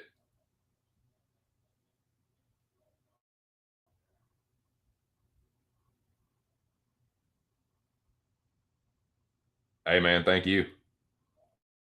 Thanks for being you, Jackie boy. I hope the show stealer is Loughran. That'd be too fun. Like, I think he's gonna choke him. Honestly, I do. I think Lapilus is good, but I think he's gonna win the first round, maybe even hurt Callan, and then second round, Loughran's still gonna be there. They're gonna be getting after it again. Maybe Loughran starts to build. I just think he's the stronger grappler. I've seen Lapilus out grappled. In fact, I was watching his last fight that he lost, and it was like, dude, if this is Loughran, you're getting arm triangled. Like, you're getting your back taken and getting fucking rear naked choked. Like, if Callan Loughran ends up on top of Taylor Lapilus, he is going to get fucking hammer smashed. Like, Loughran's ground and pound is mean. He's a mean little dude. He is, man. Like, dude, I get it. If you're the French, you're probably like, fuck this motherfucker. This cocky Irish shithead coming in here trying to fucking wind us up. But, dude, I think this little motherfucker is a little tank, dude. I think he's a beast. I like what I see so far from this kid. So, I think Loughran going to fucking hurt some butts. I think some French fans are going to need to wipe their butt.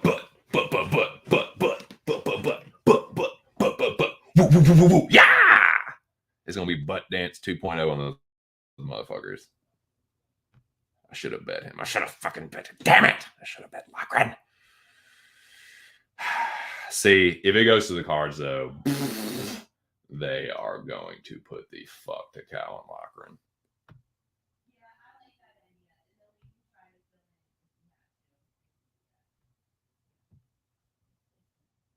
So yeah, that's I'm rooting for the fucking Irish heel. Call that a little bias if you want to too. That's all right. I've been called worse. So heel says, I just watched the main event. I just watched the main event and fights that I have a fighter I want to see. Hey dude, nothing wrong with that.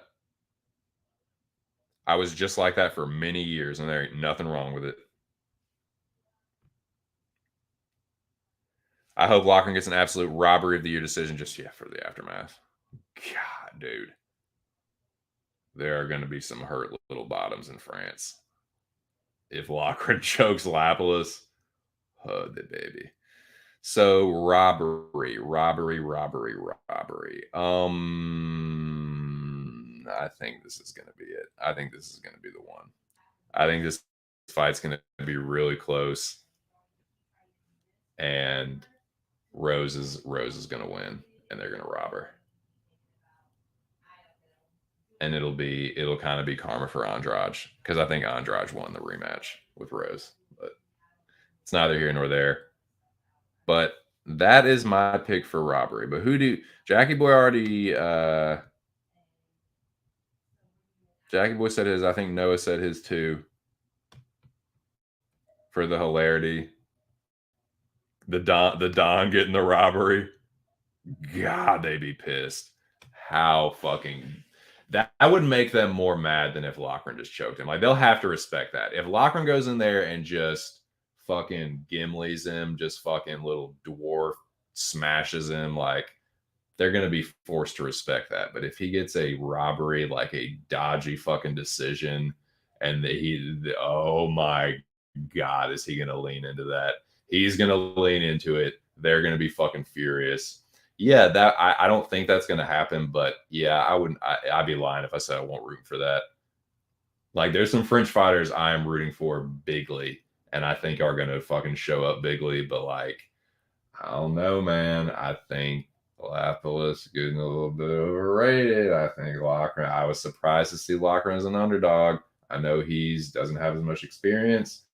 I know he's, Cage Warriors is, hey, Charlie, he's Cage Warrior for that, I don't know, man.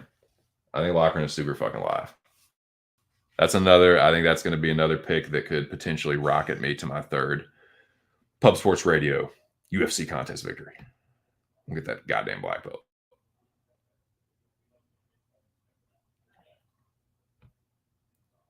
Banghalia.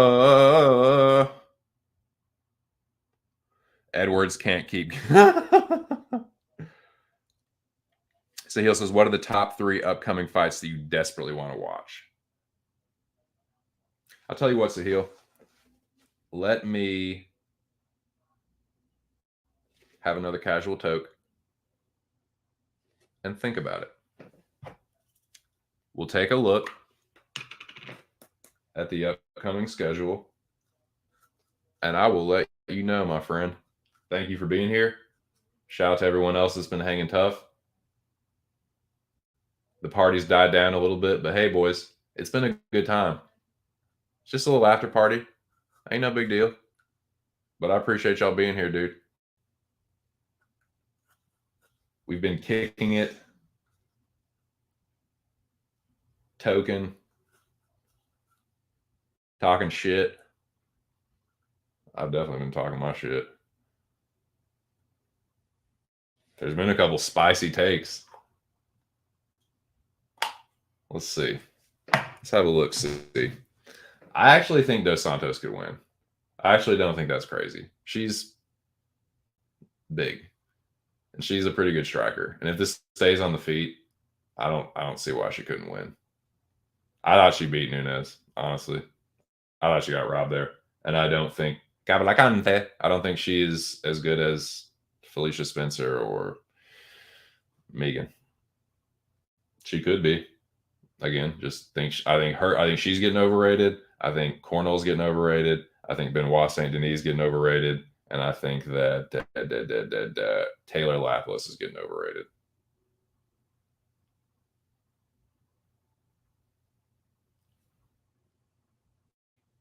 I think William Gomez is being.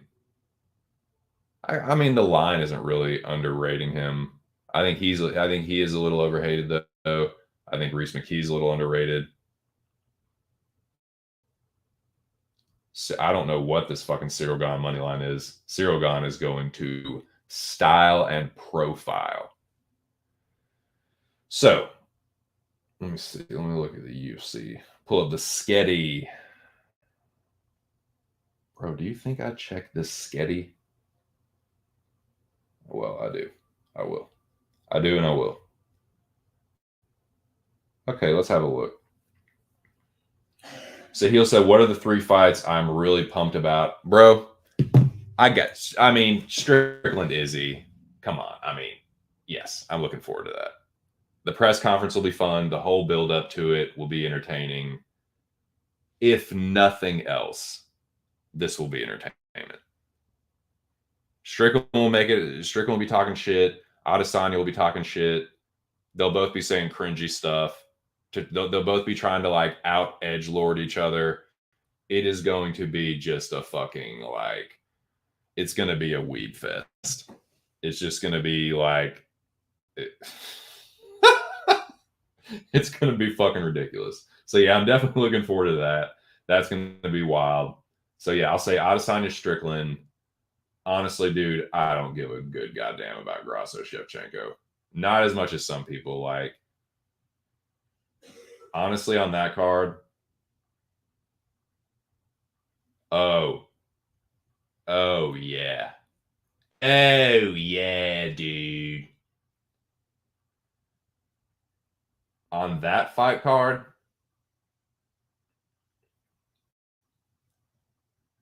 on the Grasso Shevchenko fight card, which is a fight night, by the way, championship bout on a fight night card, free fight. Kevin Holland, Jack Della, and Fernando Padilla versus Kyle Nelson. Now, normally you would say Kyle Nelson fight. No, Fernando's fighting. Gotta watch that one. I'm super pumped for that. Yeah, Padilla Nelson and Holland Madalena are the two fights I'm most looking forward to a couple weeks from now. But yeah, 293, man. Adesanya versus Strickland is going to be awesome. Ty Volkov, yeah. Dude, that card is kind of fucking dookie. That card kind of sucks. 293.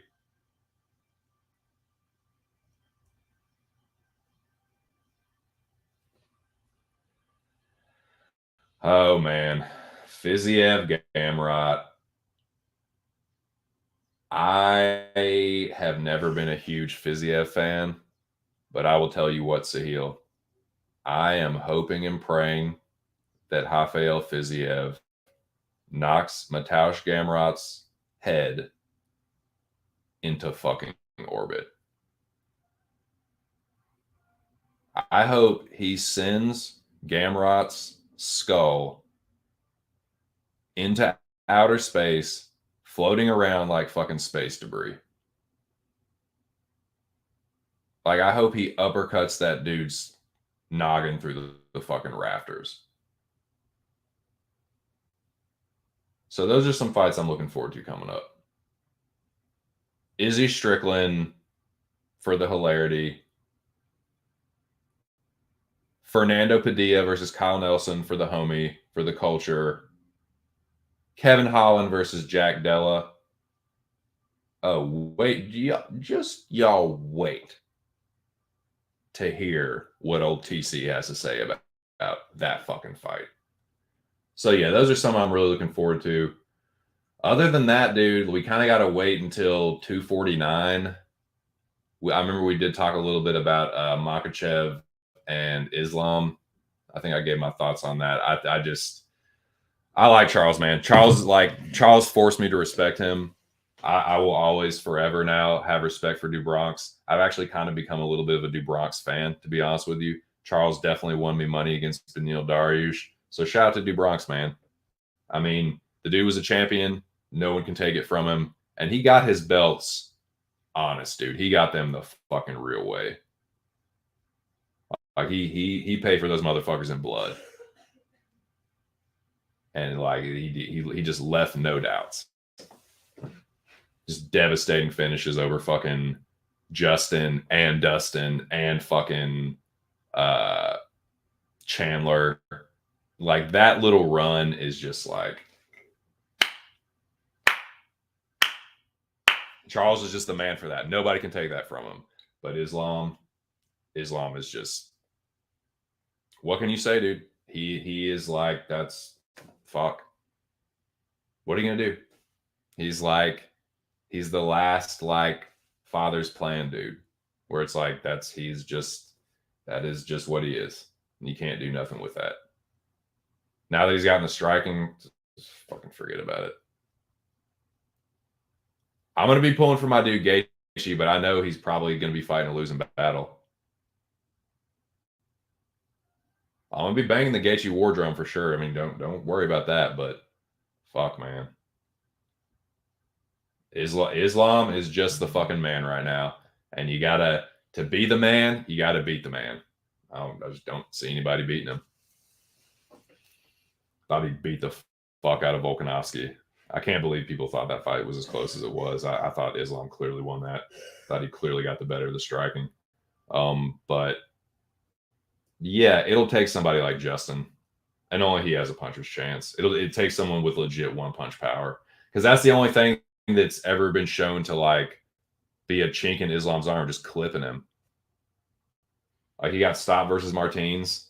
Justin can probably crack him with a good one like that, but if he happens to survive, it's just he's gonna scramble and get Gaethje to the ground, and once he gets on top of Justin, it'll just be over. Like I think with Charles too, it's like Islam can still win this fight in different ways. Like if he decides to just not take any kind of risk versus Oliveira, he'll just take him down and get on top of him and smash him again. Like it's not like Charles is unbreakable. So yeah, dude, Islam, fuck man. He's the man right now in the parlance of our times, you know. What can you do? What can you fucking do?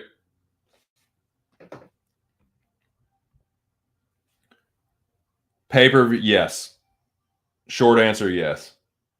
I pay for ESPN Plus. The homies pay for Fight Pass and pay-per-views. So yeah, we gotta pay. I mean, you can illegally stream something that I would never do or endorse because it's fucking illegal. You're gonna go to federal fucking prison. But no, yeah, we have to pay. Dude, I'm gonna do a prayer circle. I'm gonna do a rain dance. I'm gonna do a ghost dance. I'm gonna do everything in my fucking dumbass power to manifest Fiziev chinning Scamrod, dude. You want to talk about the fucking Jesse Pinkman, he can't keep getting away with it gif, meme, whatever. That is fucking Scamrod, dude. Now, shout out to Benny. Shout out to Benny Dariush. I picked Gamrod's dumbass, and my dumbass picked his dumbass in that fight. But fuck, dude. He cannot keep getting away with it, man. He needs to be stopped. He fucking robbed Jalen Turner. Jalen Turner low-key won that fight. If damage is supposedly number one, which, you know, sometimes it is, sometimes it isn't, depending on what kind of fucking judges you get, I think Turner won that fight. He did more damage in 2 rounds, hurt Gamrot in 2 rounds. I thought that should have gotten the fight. Gamrot did fucking dick fuck with those takedowns. He did fuck all with those takedowns, dude. I think Gamrot's a fraud. I think he's really good at grappling and wrestling, and he's chinny, and he's just a fraud. He's just being pushed for some reason. Someone at fucking KSW has something over Dana White or something, man. Gamrot's manager or somebody has dirt on Dana. There's just this motherfucker has lost so many close he has won so many close decisions that he should have lost. It's makes me sick. What up, Big Moise? Shout out to Moise Audio, one of the coolest people in the dome. I go on and on a lot about, you know, I jokingly say, oh, so-and-so's the man, so-and-so's cool, this person's a pimp, blah, blah, blah, blah, blah, blah, blah, blah, blah, blah, blah. Low key on some real shit, on some real, this guy is actually cool in real life. Moise and Stubborn Mick are the 2 coolest people in that chat. They've done cooler things with their lives than most of us will. That's just a straight up fact. I just want people to know that. Whether you realize it or not, Moise is probably cooler than you and me. And so is Stubborn Mick. Just FYI. Chinny Benny favored over Charles Wada? I know, dude. What was that? What the hell was even that? Volk versus Islam 2, Makachev, dude. he's just the man. What can I say, Sahil? Islam is just the fucking man. He is the dude that is he's carrying out Father's plan. What can I say? What can you do? What can you do, brother? Nah, dude, all my homies hate Gamrot. All the fucking homies hate Gamrot, dude. Motherfucker. He is, dude. He's such dude. God, does he die for those fucking ankles? Some dudes are crotch sniffers where they're like, no, the top of my head has to be on your sack and grabbing around your fucking butt cheeks. Gamrot is like, no, dude, he is. I just watched Bones and All last night, a genuinely good and creepy movie talking about biting. Yeah, Gamrot dives for that ankle to bite it and eat it. But yeah, shout out to Aaron the dog for recommending Bones and All. It's pretty good. Ankle pick merchant for sure. Yeah. Yeah. Good juice, good juice, good juice, good juice, good juice, good juice.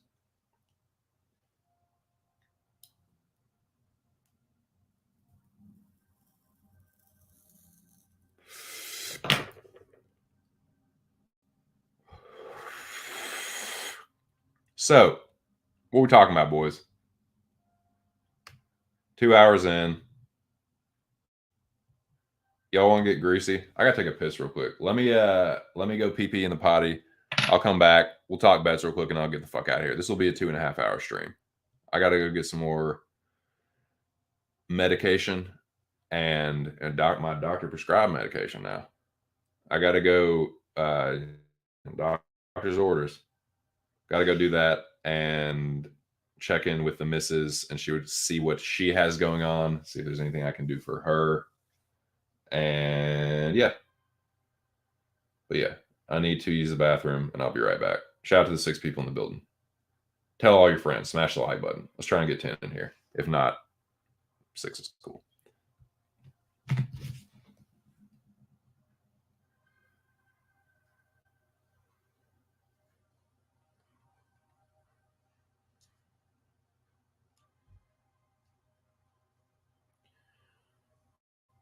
Garage band, garage door.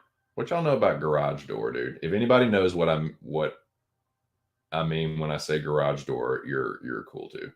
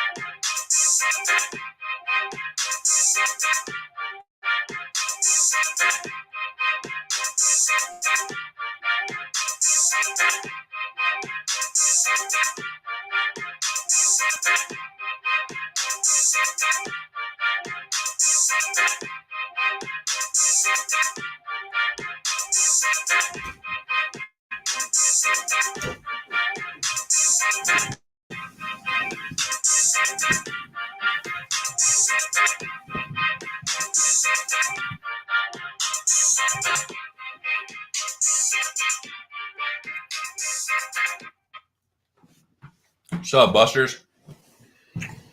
What up, boys? Excuse me, just a little mukbang.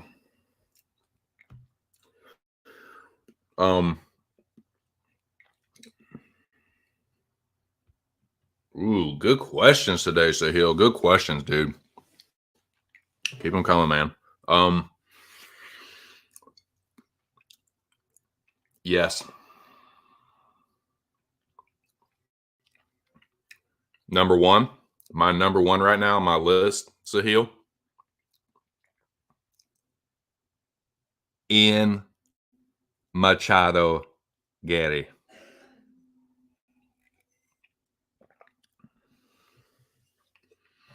There's a couple of few, but that's one of them, dude. That motherfucker gonna get it. He's gonna fucking get it, dude. Might not be the next fight, might not be the fight after that, but he is gonna fucking get it. He's not good enough of a grappler at the top of that division, and he don't really have the chin for some of the dude. Him, oh my god, dude. Him versus, can you imagine Shaft Cat landing something, smoking something across his chin like Song Kanan did? Oh my fucking god. Dude, who I really want, you know who I want? Who I really, this is, I thought about this, and now that I think about it, he's talking about, he is, goddamn, he is gunning for Wonderboy Thompson. And that fucking pisses me off too, dude. But you know what? Wonderboy's kind of been pissing me off too recently. Like, I respect Wonderboy. I know he's a nice guy, but dude, Wonderboy has been cherry picking. Wonderboy's been cherry picking. He's been doing a little bit of ducking, which is something I usually only talk about with boxing. It's a shame that we have to now bring this into the MMA world. But I'm sorry. Wonderboy's cherry picking. He's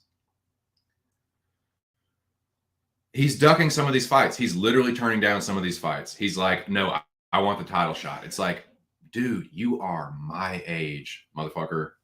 Respectfully, like, dude, you ain't gonna be the champion. You are no longer in a position where this is 2015, 2016, and you and Woodley are the top dogs, and you just, oh, it's so close, these close fights. It's like, Woodley has been put to bed by Jake fucking Paul. That era, your fucking era is over, my dude. You middle-aged like me, playboy.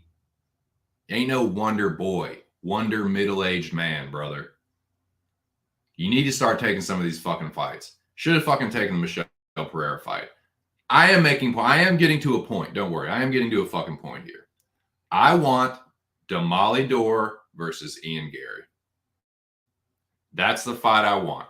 It should have been Michelle versus Wonderboy. You want Wonderboy? Get the dude that he turned down.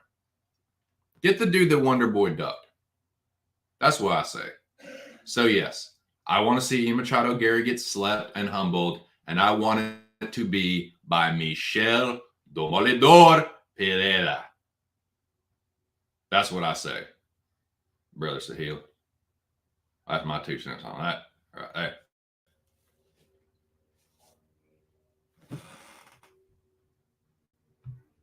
Great I don't think you're alone there. I do not think you're alone there. I think, yeah, I'd like to see John. Dude, I've been saying that for a few years. I just don't know. It's like, it's kind of getting to that point with like kind of like Islam, where it's like someone's gonna have to knock his head off, or he's just gonna fucking keep winning. It's like I've been what like Sahil, dude. I've been wanting to see that happen since like, I mean, do we have to go down memory lane? Do we have to take a trip down memory lane? Do I have to go back through and talk about how Machida is my fucking hero, basically? Gay? No, like, dude, Machida is the reason I started training martial arts. He's the reason I started karate. When John slept him like that, and the fact that people keep putting it up on the fucking timeline, one of the coldest moments ever. Trust me, dude, if there's anyone that wants to see John go down, it's me. So I'm with you there. But it's like, yeah, I mean, would I like to? Of course. It's just, that's one of those where it's kind of just like, I've accepted the possibility that it might not happen. And I've made my peace with it. I made my peace with what happened to Ryoto Sensei. I've made my peace with all that shit. I made my peace with the fact that, yeah, I'd love to see John lose. It might not happen. But that's my thoughts on that. Yeah, I love it, dude. I'd love to see Francis just knock his fucking block off. Like, I see that Overeem fight and just imagine that being John's head. I mean, Reyes landed a nasty uppercut, but that's Francis. He could do it, man. But it'll have to be that. Like, even if he hurts him, if he buzzes him, John gets to a single or something, it's just going to have to be a one punch. But I love it, dude. I would love it. But that, to me, just more and more seems like wishful thinking. Yeah. God. Great. Man, I'm looking forward to that fight. When I first thought about it, I was like, man, this fucking sucks. Like, Israel's just going to knock him out. And it's just going to be whack. And the more I think about it, it's like, man, whatever. Like, the build-up is going to be fun. I'm not saying that I'm going to, like, pick or bet Strickland, but, man, Strickland's a better grappler. Adesanya is clearly the better striker. On the feet, he's going to chew Strickland up and probably knock him out. If Strickland gets that grappling going, though, Bo, I'm just saying it could get interesting. Not saying I'm picking or betting Strickland. Certainly not telling anybody else to do that. But I am way more interested in that fight than I was when it first got announced. I'll say that.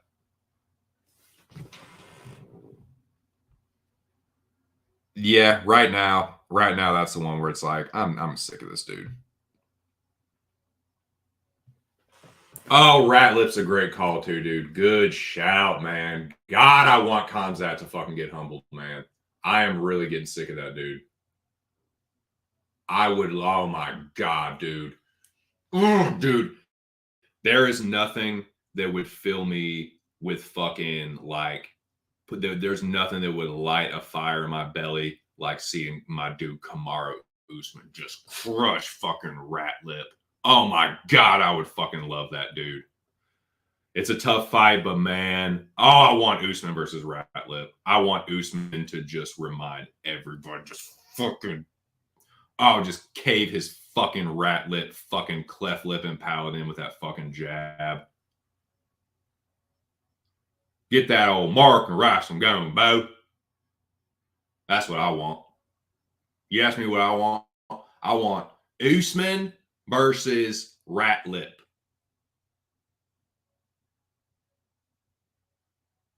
That's what I want.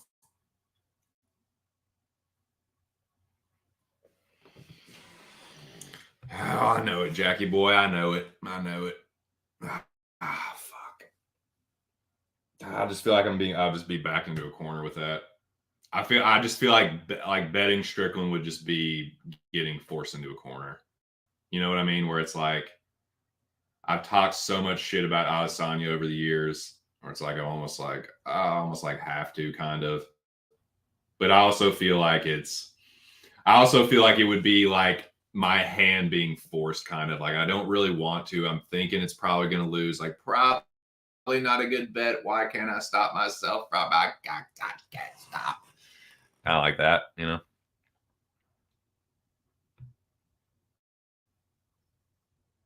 Dude, I'm sorry. I'm gonna have to see it again from Ratlip. I don't give a fuck what people say. I don't give a shit what anyone says about, oh, he wanted to fight that way against Burns. He wanted to get into a war against Burns. You don't need to get into a war with Burns to beat him. Everyone talks so much shit about Usman. Oh, he's so pillow fisted. He's a decision eater. He's burying me. Beep, beep, beep, beep, beep. What did he do to Gilbert Burns? You motherfucking shit talkers. He caved his fucking face and he knocked that motherfucker out with a jab, dude. And fucking Ratlip went tooth and nail with Gilbert Burns. He got flattened worse than Usman did. Burns hurt Ratlip way worse than he hurt Usman. And that was one shot. One shot, kid, versus Kamaru. And Usman got his wits about him and then jabbed his fucking face off and knocked him out. Ratlip went tooth and fucking nail. Got his ass beat by little bitty Gilbert. So, yeah. Usman buries fucking Ratlip. I want that fight bad, dude. I want Ratlip versus fucking Usman bad. I want Demolidor versus Ian Gary, something real bad. Yeah, I want those fights. I want to see both those motherfuckers get humbled.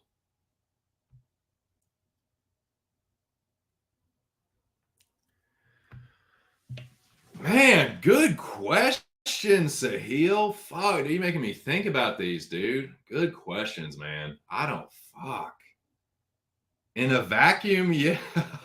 Like, I think so. I don't know. Now, Palo Goat, I want to see Costa succeed. I do think Costa's a little underrated. I think he gets a little bit too hard of a time for losing to Adesanya. I know he did it to himself. I know it was embarrassing for him. That fight was karma enough for him in and of itself that I don't really need to like pour it on. It's like you made enough of a fool out of yourself in the lead up to and that fight where it's like anything else is just like you just beating a dead horse. Like, yeah, he embarrassed himself versus Adesanya. But he also hurt Yoel Romero worse than a lot of it. Like the great Yoel Romero that everyone sucks his fucking dick dry. Oh, he's so tough, bro. Ah, that is such a fucking tough guy. Palo one punched him, sat him down. So yeah, I think Costa is a little underrated currently. That's just me. I know some people will be like, oh, Vittori. Like, whatever, dude.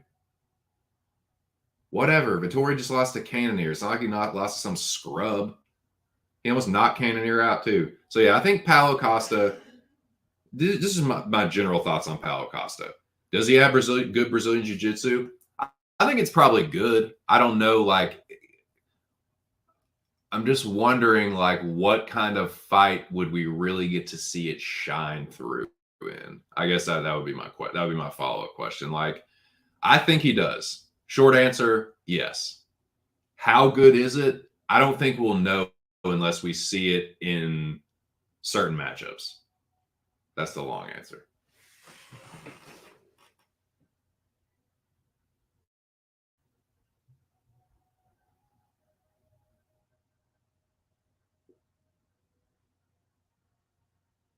Missed weight by 20 pounds versus Vittori, then refused to fight anybody but Ratlip and got it. Yeah, I mean, Costa, look, Izzy stands are always going to make fun of him.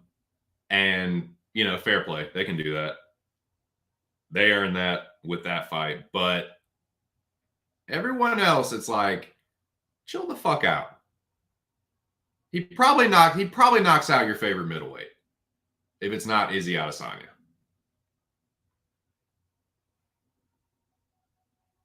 He's still kind of young too, man. I think Paolo Goat is a little bit overhated by some people in the community. Now, of course, he's respected and he's garnered this reputation recently for just being fucking hilarious on Twitter and being kind of like a goat. He of all the fighters on Twitter, he's the goat. He's the MMA Twitter goat of fighters for sure.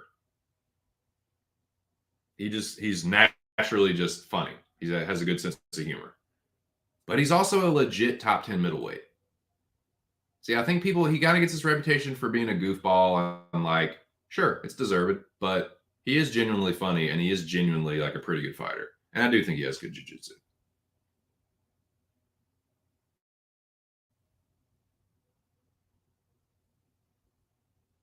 Like, dude, he has 2 fucking losses in his whole career. Whole career, 2 losses. Vittori decision, and he got knocked out by Adesanya. And that's it. What's the problem?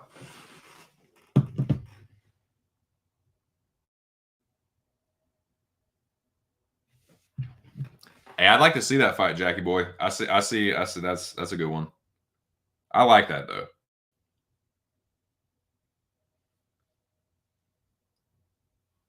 Let me look at these rankings. Actually, I got to see who is fighting who. UFC rankings, not schedule. You fucking idiot. UFC rankings. Let me look at this real quick, and then I'm gonna go over my slate real quick, and then get the fuck out of here one last time for the record.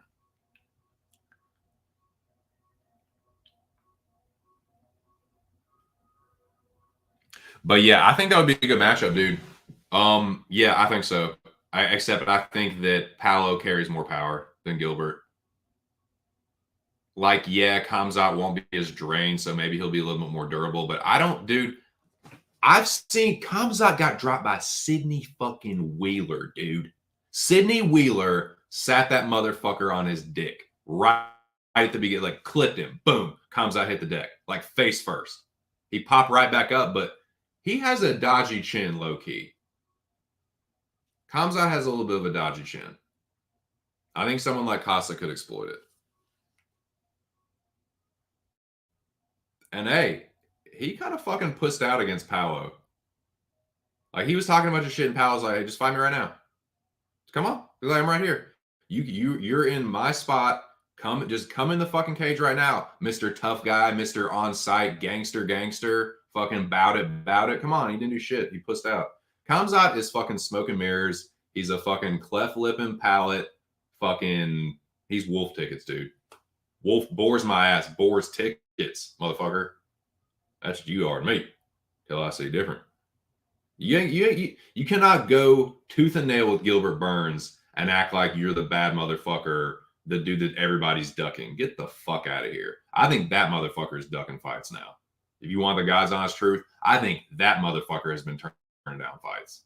Low key, behind the scenes. I don't know that. I can't prove that. But that's just what I feel. That's just how I feel. I think it's why we haven't seen him. It's because he's demanding all these fights and turning down other fights that he should be taking and demanding bullshit that he ain't really ready for and he hasn't proven himself ready for. You know what I'm saying? Piper did Meerschaert just as dirty as he did. You see him getting fucking like top 5 matchups? No. You know what I'm saying? I don't know, man. So yeah. All right. So Jack's boys fighting Brunson. Yeah, we got Ratlip and Khamzat. Ratlip and Costa, Paolo Goat.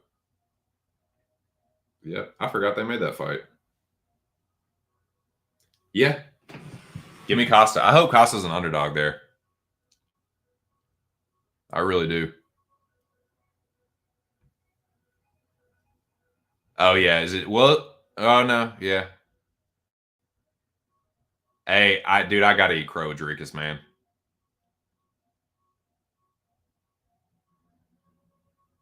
I know it's wild. Farid Morgan Manon plus 150. The I'm not overthinking it parlay of the week. I like it, dude.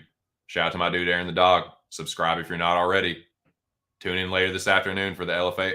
Hey, Aaron, do you have a time right now? I'm not trying to pressure you or anything, but just I'll let the 4 people that are in here. If you want to let people know what time it is, make sure and get some heads up in there. Fiziev versus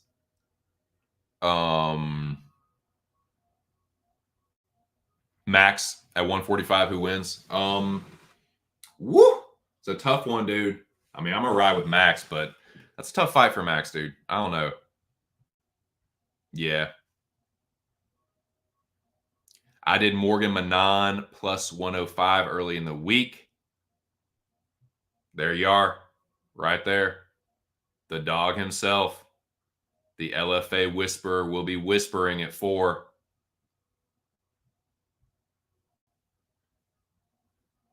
You heard the man. You heard the man. Get your asses up in there. I will be there. I will be there at 4. For sure. So, perfect little segue. That's the theme for me this week. Not overthinking it. Aaron and the dog and myself were DMing early this week, and these were the first plays that I made, and they're the only. I added one play to the slate late, and it was because it was a free bet. But let me get greasy real quick, and then actually I'm gonna get the fuck up out of here. I'm gonna drop my slate for the record one last time, do my shout outs, and then go get medicated because that's just what the doctor told me to do. Now,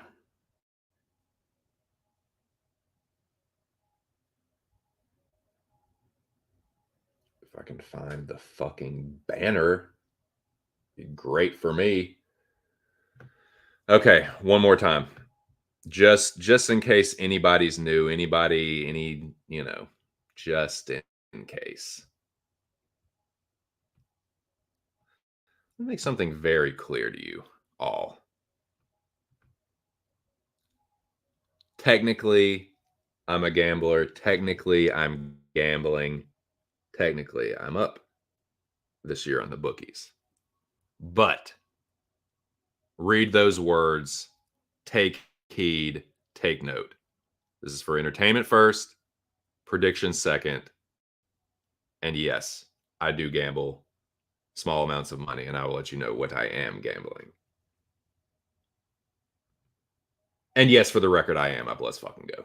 Okay, so this is my greasy little slate, boys. For UFC Pally, says we bond. It is so good to be here for this card for that. No overthinking this, baby. I used my big brain thinking, and this was the first play that I made. This is my not overthinking it parlay. Farid Basharat is going to win. Silagan going to win for that plus 114. 1 unit is all I'm betting. That will get me that unit back. This is the not overthinking it add-on. Gomez was originally in this parlay, and it was nice. It was like plus 240 something, I think, what I remember. But it fell away, and this was just the natural, like, next leg. Like, Charrier is going to knock this dude out. Manolo he's been finished by less good fighters. So this is another one. Just not overthinking it. Now, if you are not familiar, if you do not already know, if I have not already made it abundantly clear how much y'all need to check out this dude's channel and tune in Wednesdays for the UFC breakdowns, this is one of the reasons. Every week, one Aaron the Dog gives out the legendary Zhang Li, parlay, baby. This is this week's version for Paris. Farid, Reese, Morgan, Tiago, Manon. Plus 13.95 flat. Dollar gets me back over 10. I mean, if that hits, that's my week, dude. So shout out to Aaron the Dog. Shout out to Zhang Li. And make sure y'all check out Aaron the Dog's LFA breakdown coming up at 4 p.m. Eastern Standard Time.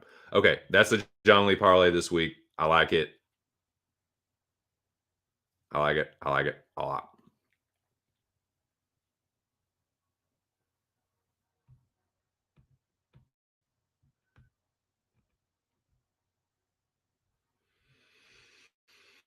This is another one that just felt right.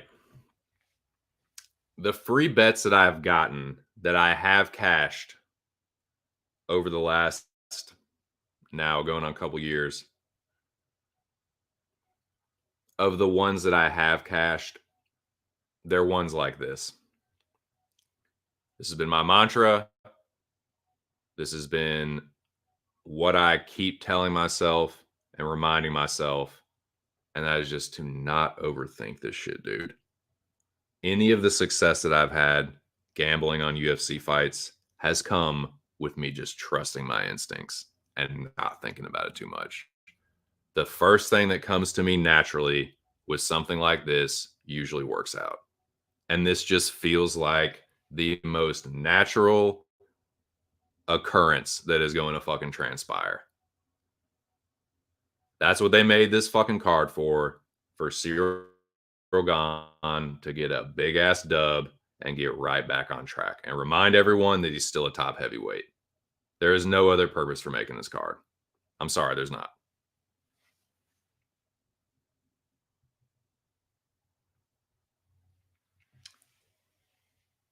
Boys, if this hits, I don't want to get ahead of myself. I do not want to count my chickens before they hatch.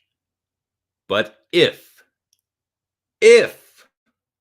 this bet happens to hit, I will in fact hit my goal.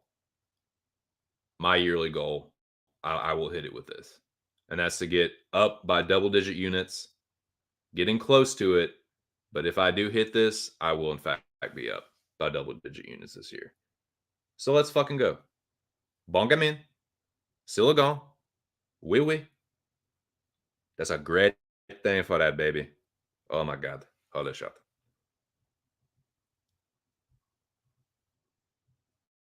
That's my slate, though, boys. That's all I got. 1 unit. Sticking to the script, sticking to the words that Jackie Boy told me a little while ago.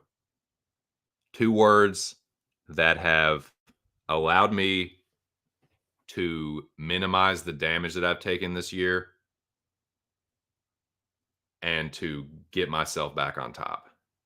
And those 2 words are unit management. I manage my units every week. I don't chase. If I lose, I bet less. If I win, I bet the same.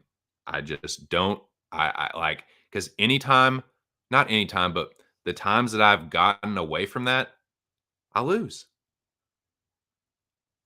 I'm like, oh, I'll get it back this week. I'll bet even more this week. Lose it all. Oh, I got up. I'll bet everything that I just won. Lose it all. Get back down. That happened to me. Like the first time I got up this year, like a month or 2 ago. The next week, I lost it all, and I was like, you know what? That's not going to happen again. I'm going to get up and I'm going to stay up, and slowly but surely, week by week by week, chipping away a little bit here, a little more there, a little more there, a little more there. All of a sudden, we're up. And if this hits, it's going to be up by double-digit units. Let's fucking go.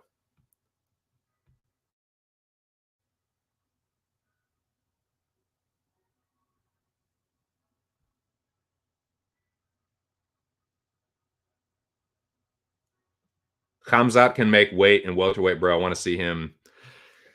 He can, but I don't think it's good for him. I don't think it's ideal for him. I think he's asking for it. I think like I'm not saying he's not a good fighter. I just think he will have a better chance at 185 because he is a big dude and he won't be as drained and he'll just be more durable.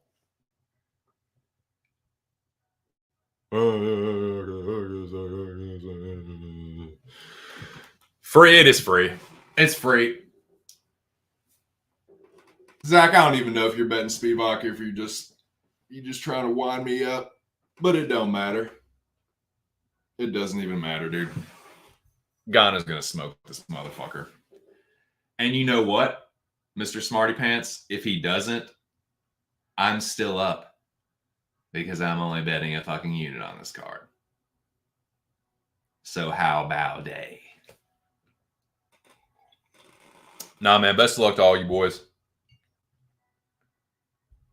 I think that I'm going to smoke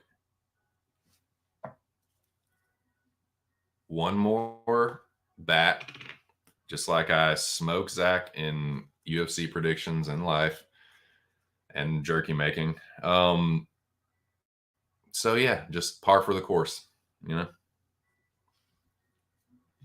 I make jerky better than you do. I know The Rock more personally than you do. Yeah. Pwned.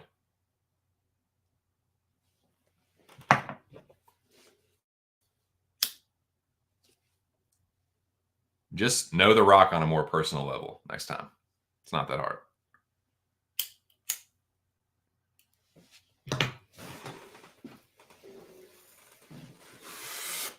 All right.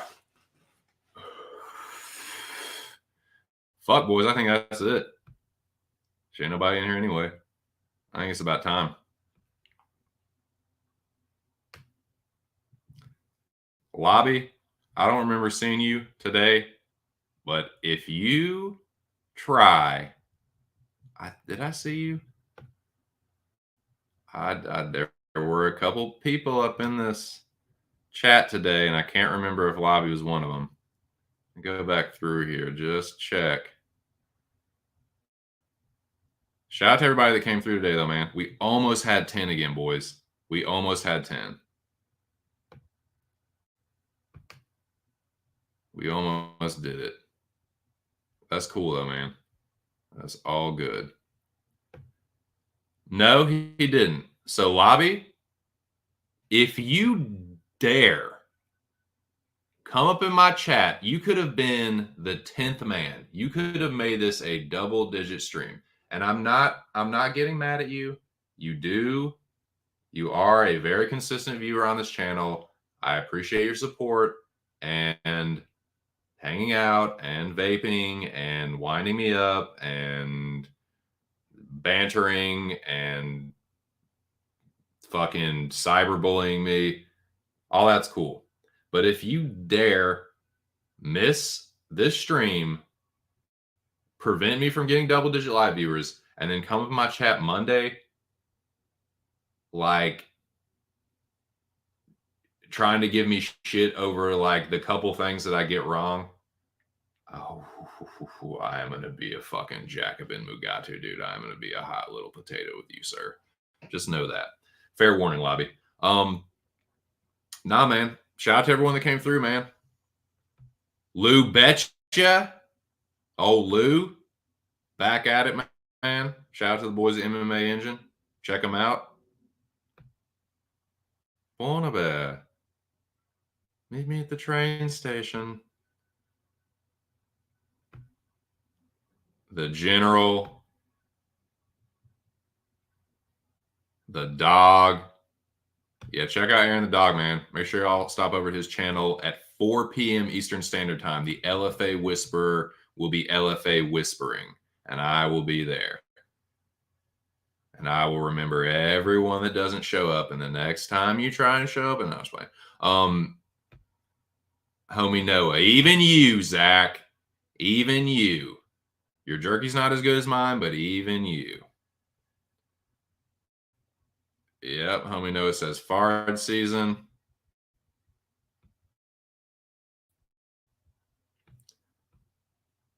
Shout out to my dude Vulcan Ardich. Good to see you again.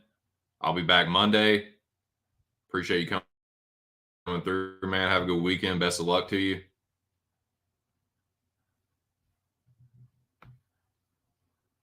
Shout out to Money Mills, the MMA locker room himself. Shout out to the boys at Pub Sports Radio. Had a great time Thursday breaking down the fights with them. Mills is all over Jocelyn Edwards. I will be in the pub chat tomorrow night, or tomorrow afternoon, rather. I'm going to try and win that contest for the third time, too, boys.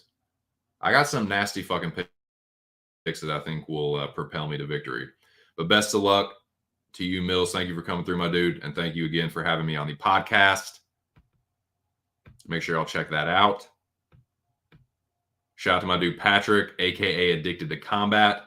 Check his channel out for sure, man. One of the good guys in the community. Puts out good content. Best of luck to you this weekend, sir. Best of luck to you this weekend, Jackie boy. I know you don't fucking need any luck. You got fucking magic, dude. You don't need. You are the God damn this fucking Wi-Fi.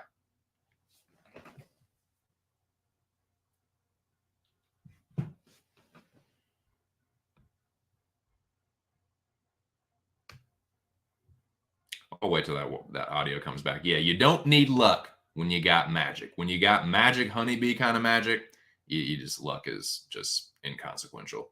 But nah, best of luck, Jackie boy. Let's see, the general, homie Noah, Zero Cheddar. Good to see you. Best of luck to you this weekend. Zero Cheddar likes Thug Rose. Let's see. I don't want to miss anybody. Sahil, dude, thank you for the great questions and the conversation generators today. Hope you have a great weekend. Enjoy. I think the main event will be exciting. I think the main card is not bad if you're looking for something to do tomorrow afternoon or tomorrow evening rather. But yeah, man, shout out to Sahil, shout out to Vulcan, some of the new dudes that have been coming through recently. Appreciate the support. I'll be back Monday. Let's see. Yeah, man. Shout out to the fucking dome, dude. Shout out to the general. Shout out to the homies. Yeah, even you, Zach. Even you too. You too, you old jerky bud. You. Best of luck, man. Best of luck. You're welcome too, Zach, for the locker room by sub play. If let me tell you something right now, sir. If you hit that and I don't get credit for it, you might be hearing from someone. All right? Just fair warning. Because I told you about that. I told you to bet that. And so when that hits, you just remember that. All right?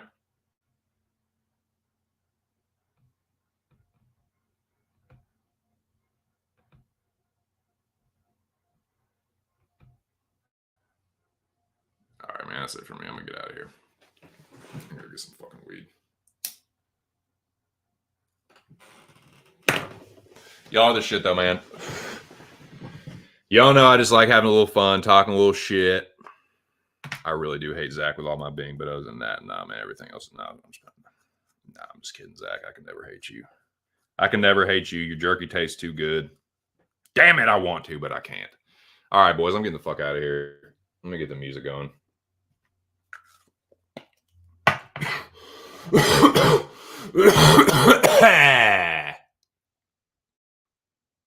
Don't get old, boys. Don't get old and decrepit.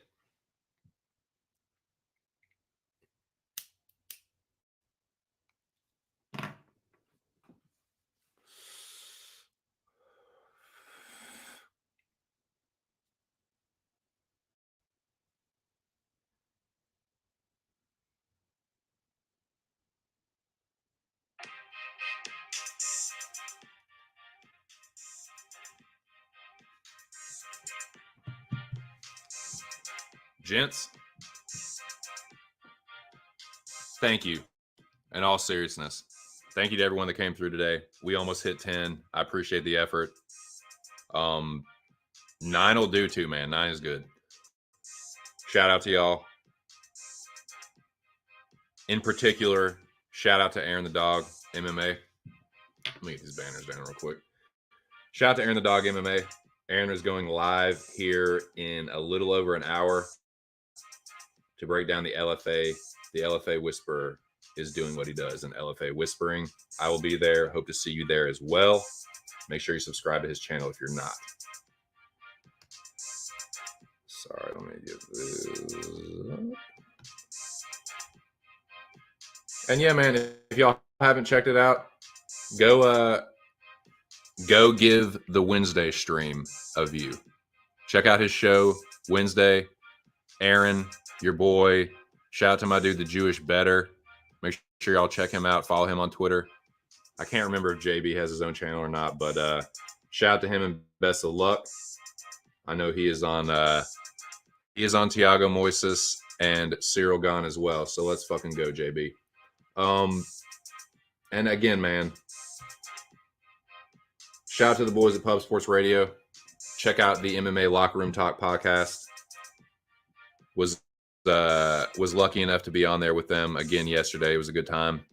And yeah, now the official parlay that everyone came up with yesterday for the MMA Locker Room Talk podcast was, I believe, Gomez, Charrier, and Basharat. I think all of those hits. It's plus money. So yeah, that was the parlay for the MMA Locker Room Talk podcast. Shout out to my dude Mills. Mills was actually in here today. So yeah, man, Mills. See you tomorrow night, or tomorrow evening rather. I will be in the pub chat trying to win that contest for the third time, man. If y'all haven't already, sign up for that pub contest, dude. It's free. You can win $100. You just got to be kind of good at predicting. So yeah, man. Best of luck to everyone. Appreciate everyone that came through today. Not going heavy on this card, but I concentrated everything that I did bet on the fighters that I'm most confident with, and that's been working for me recently. So looking to continue that. Best of luck to y'all, though, man. I hope everyone has a good weekend. And yeah, thanks again for coming through. That was the weigh-ins. That's my reactions. And that's about all I got. I'll be back Monday. Hope to see y'all then. Just my 2 cents. Catch you on the next one. Peace.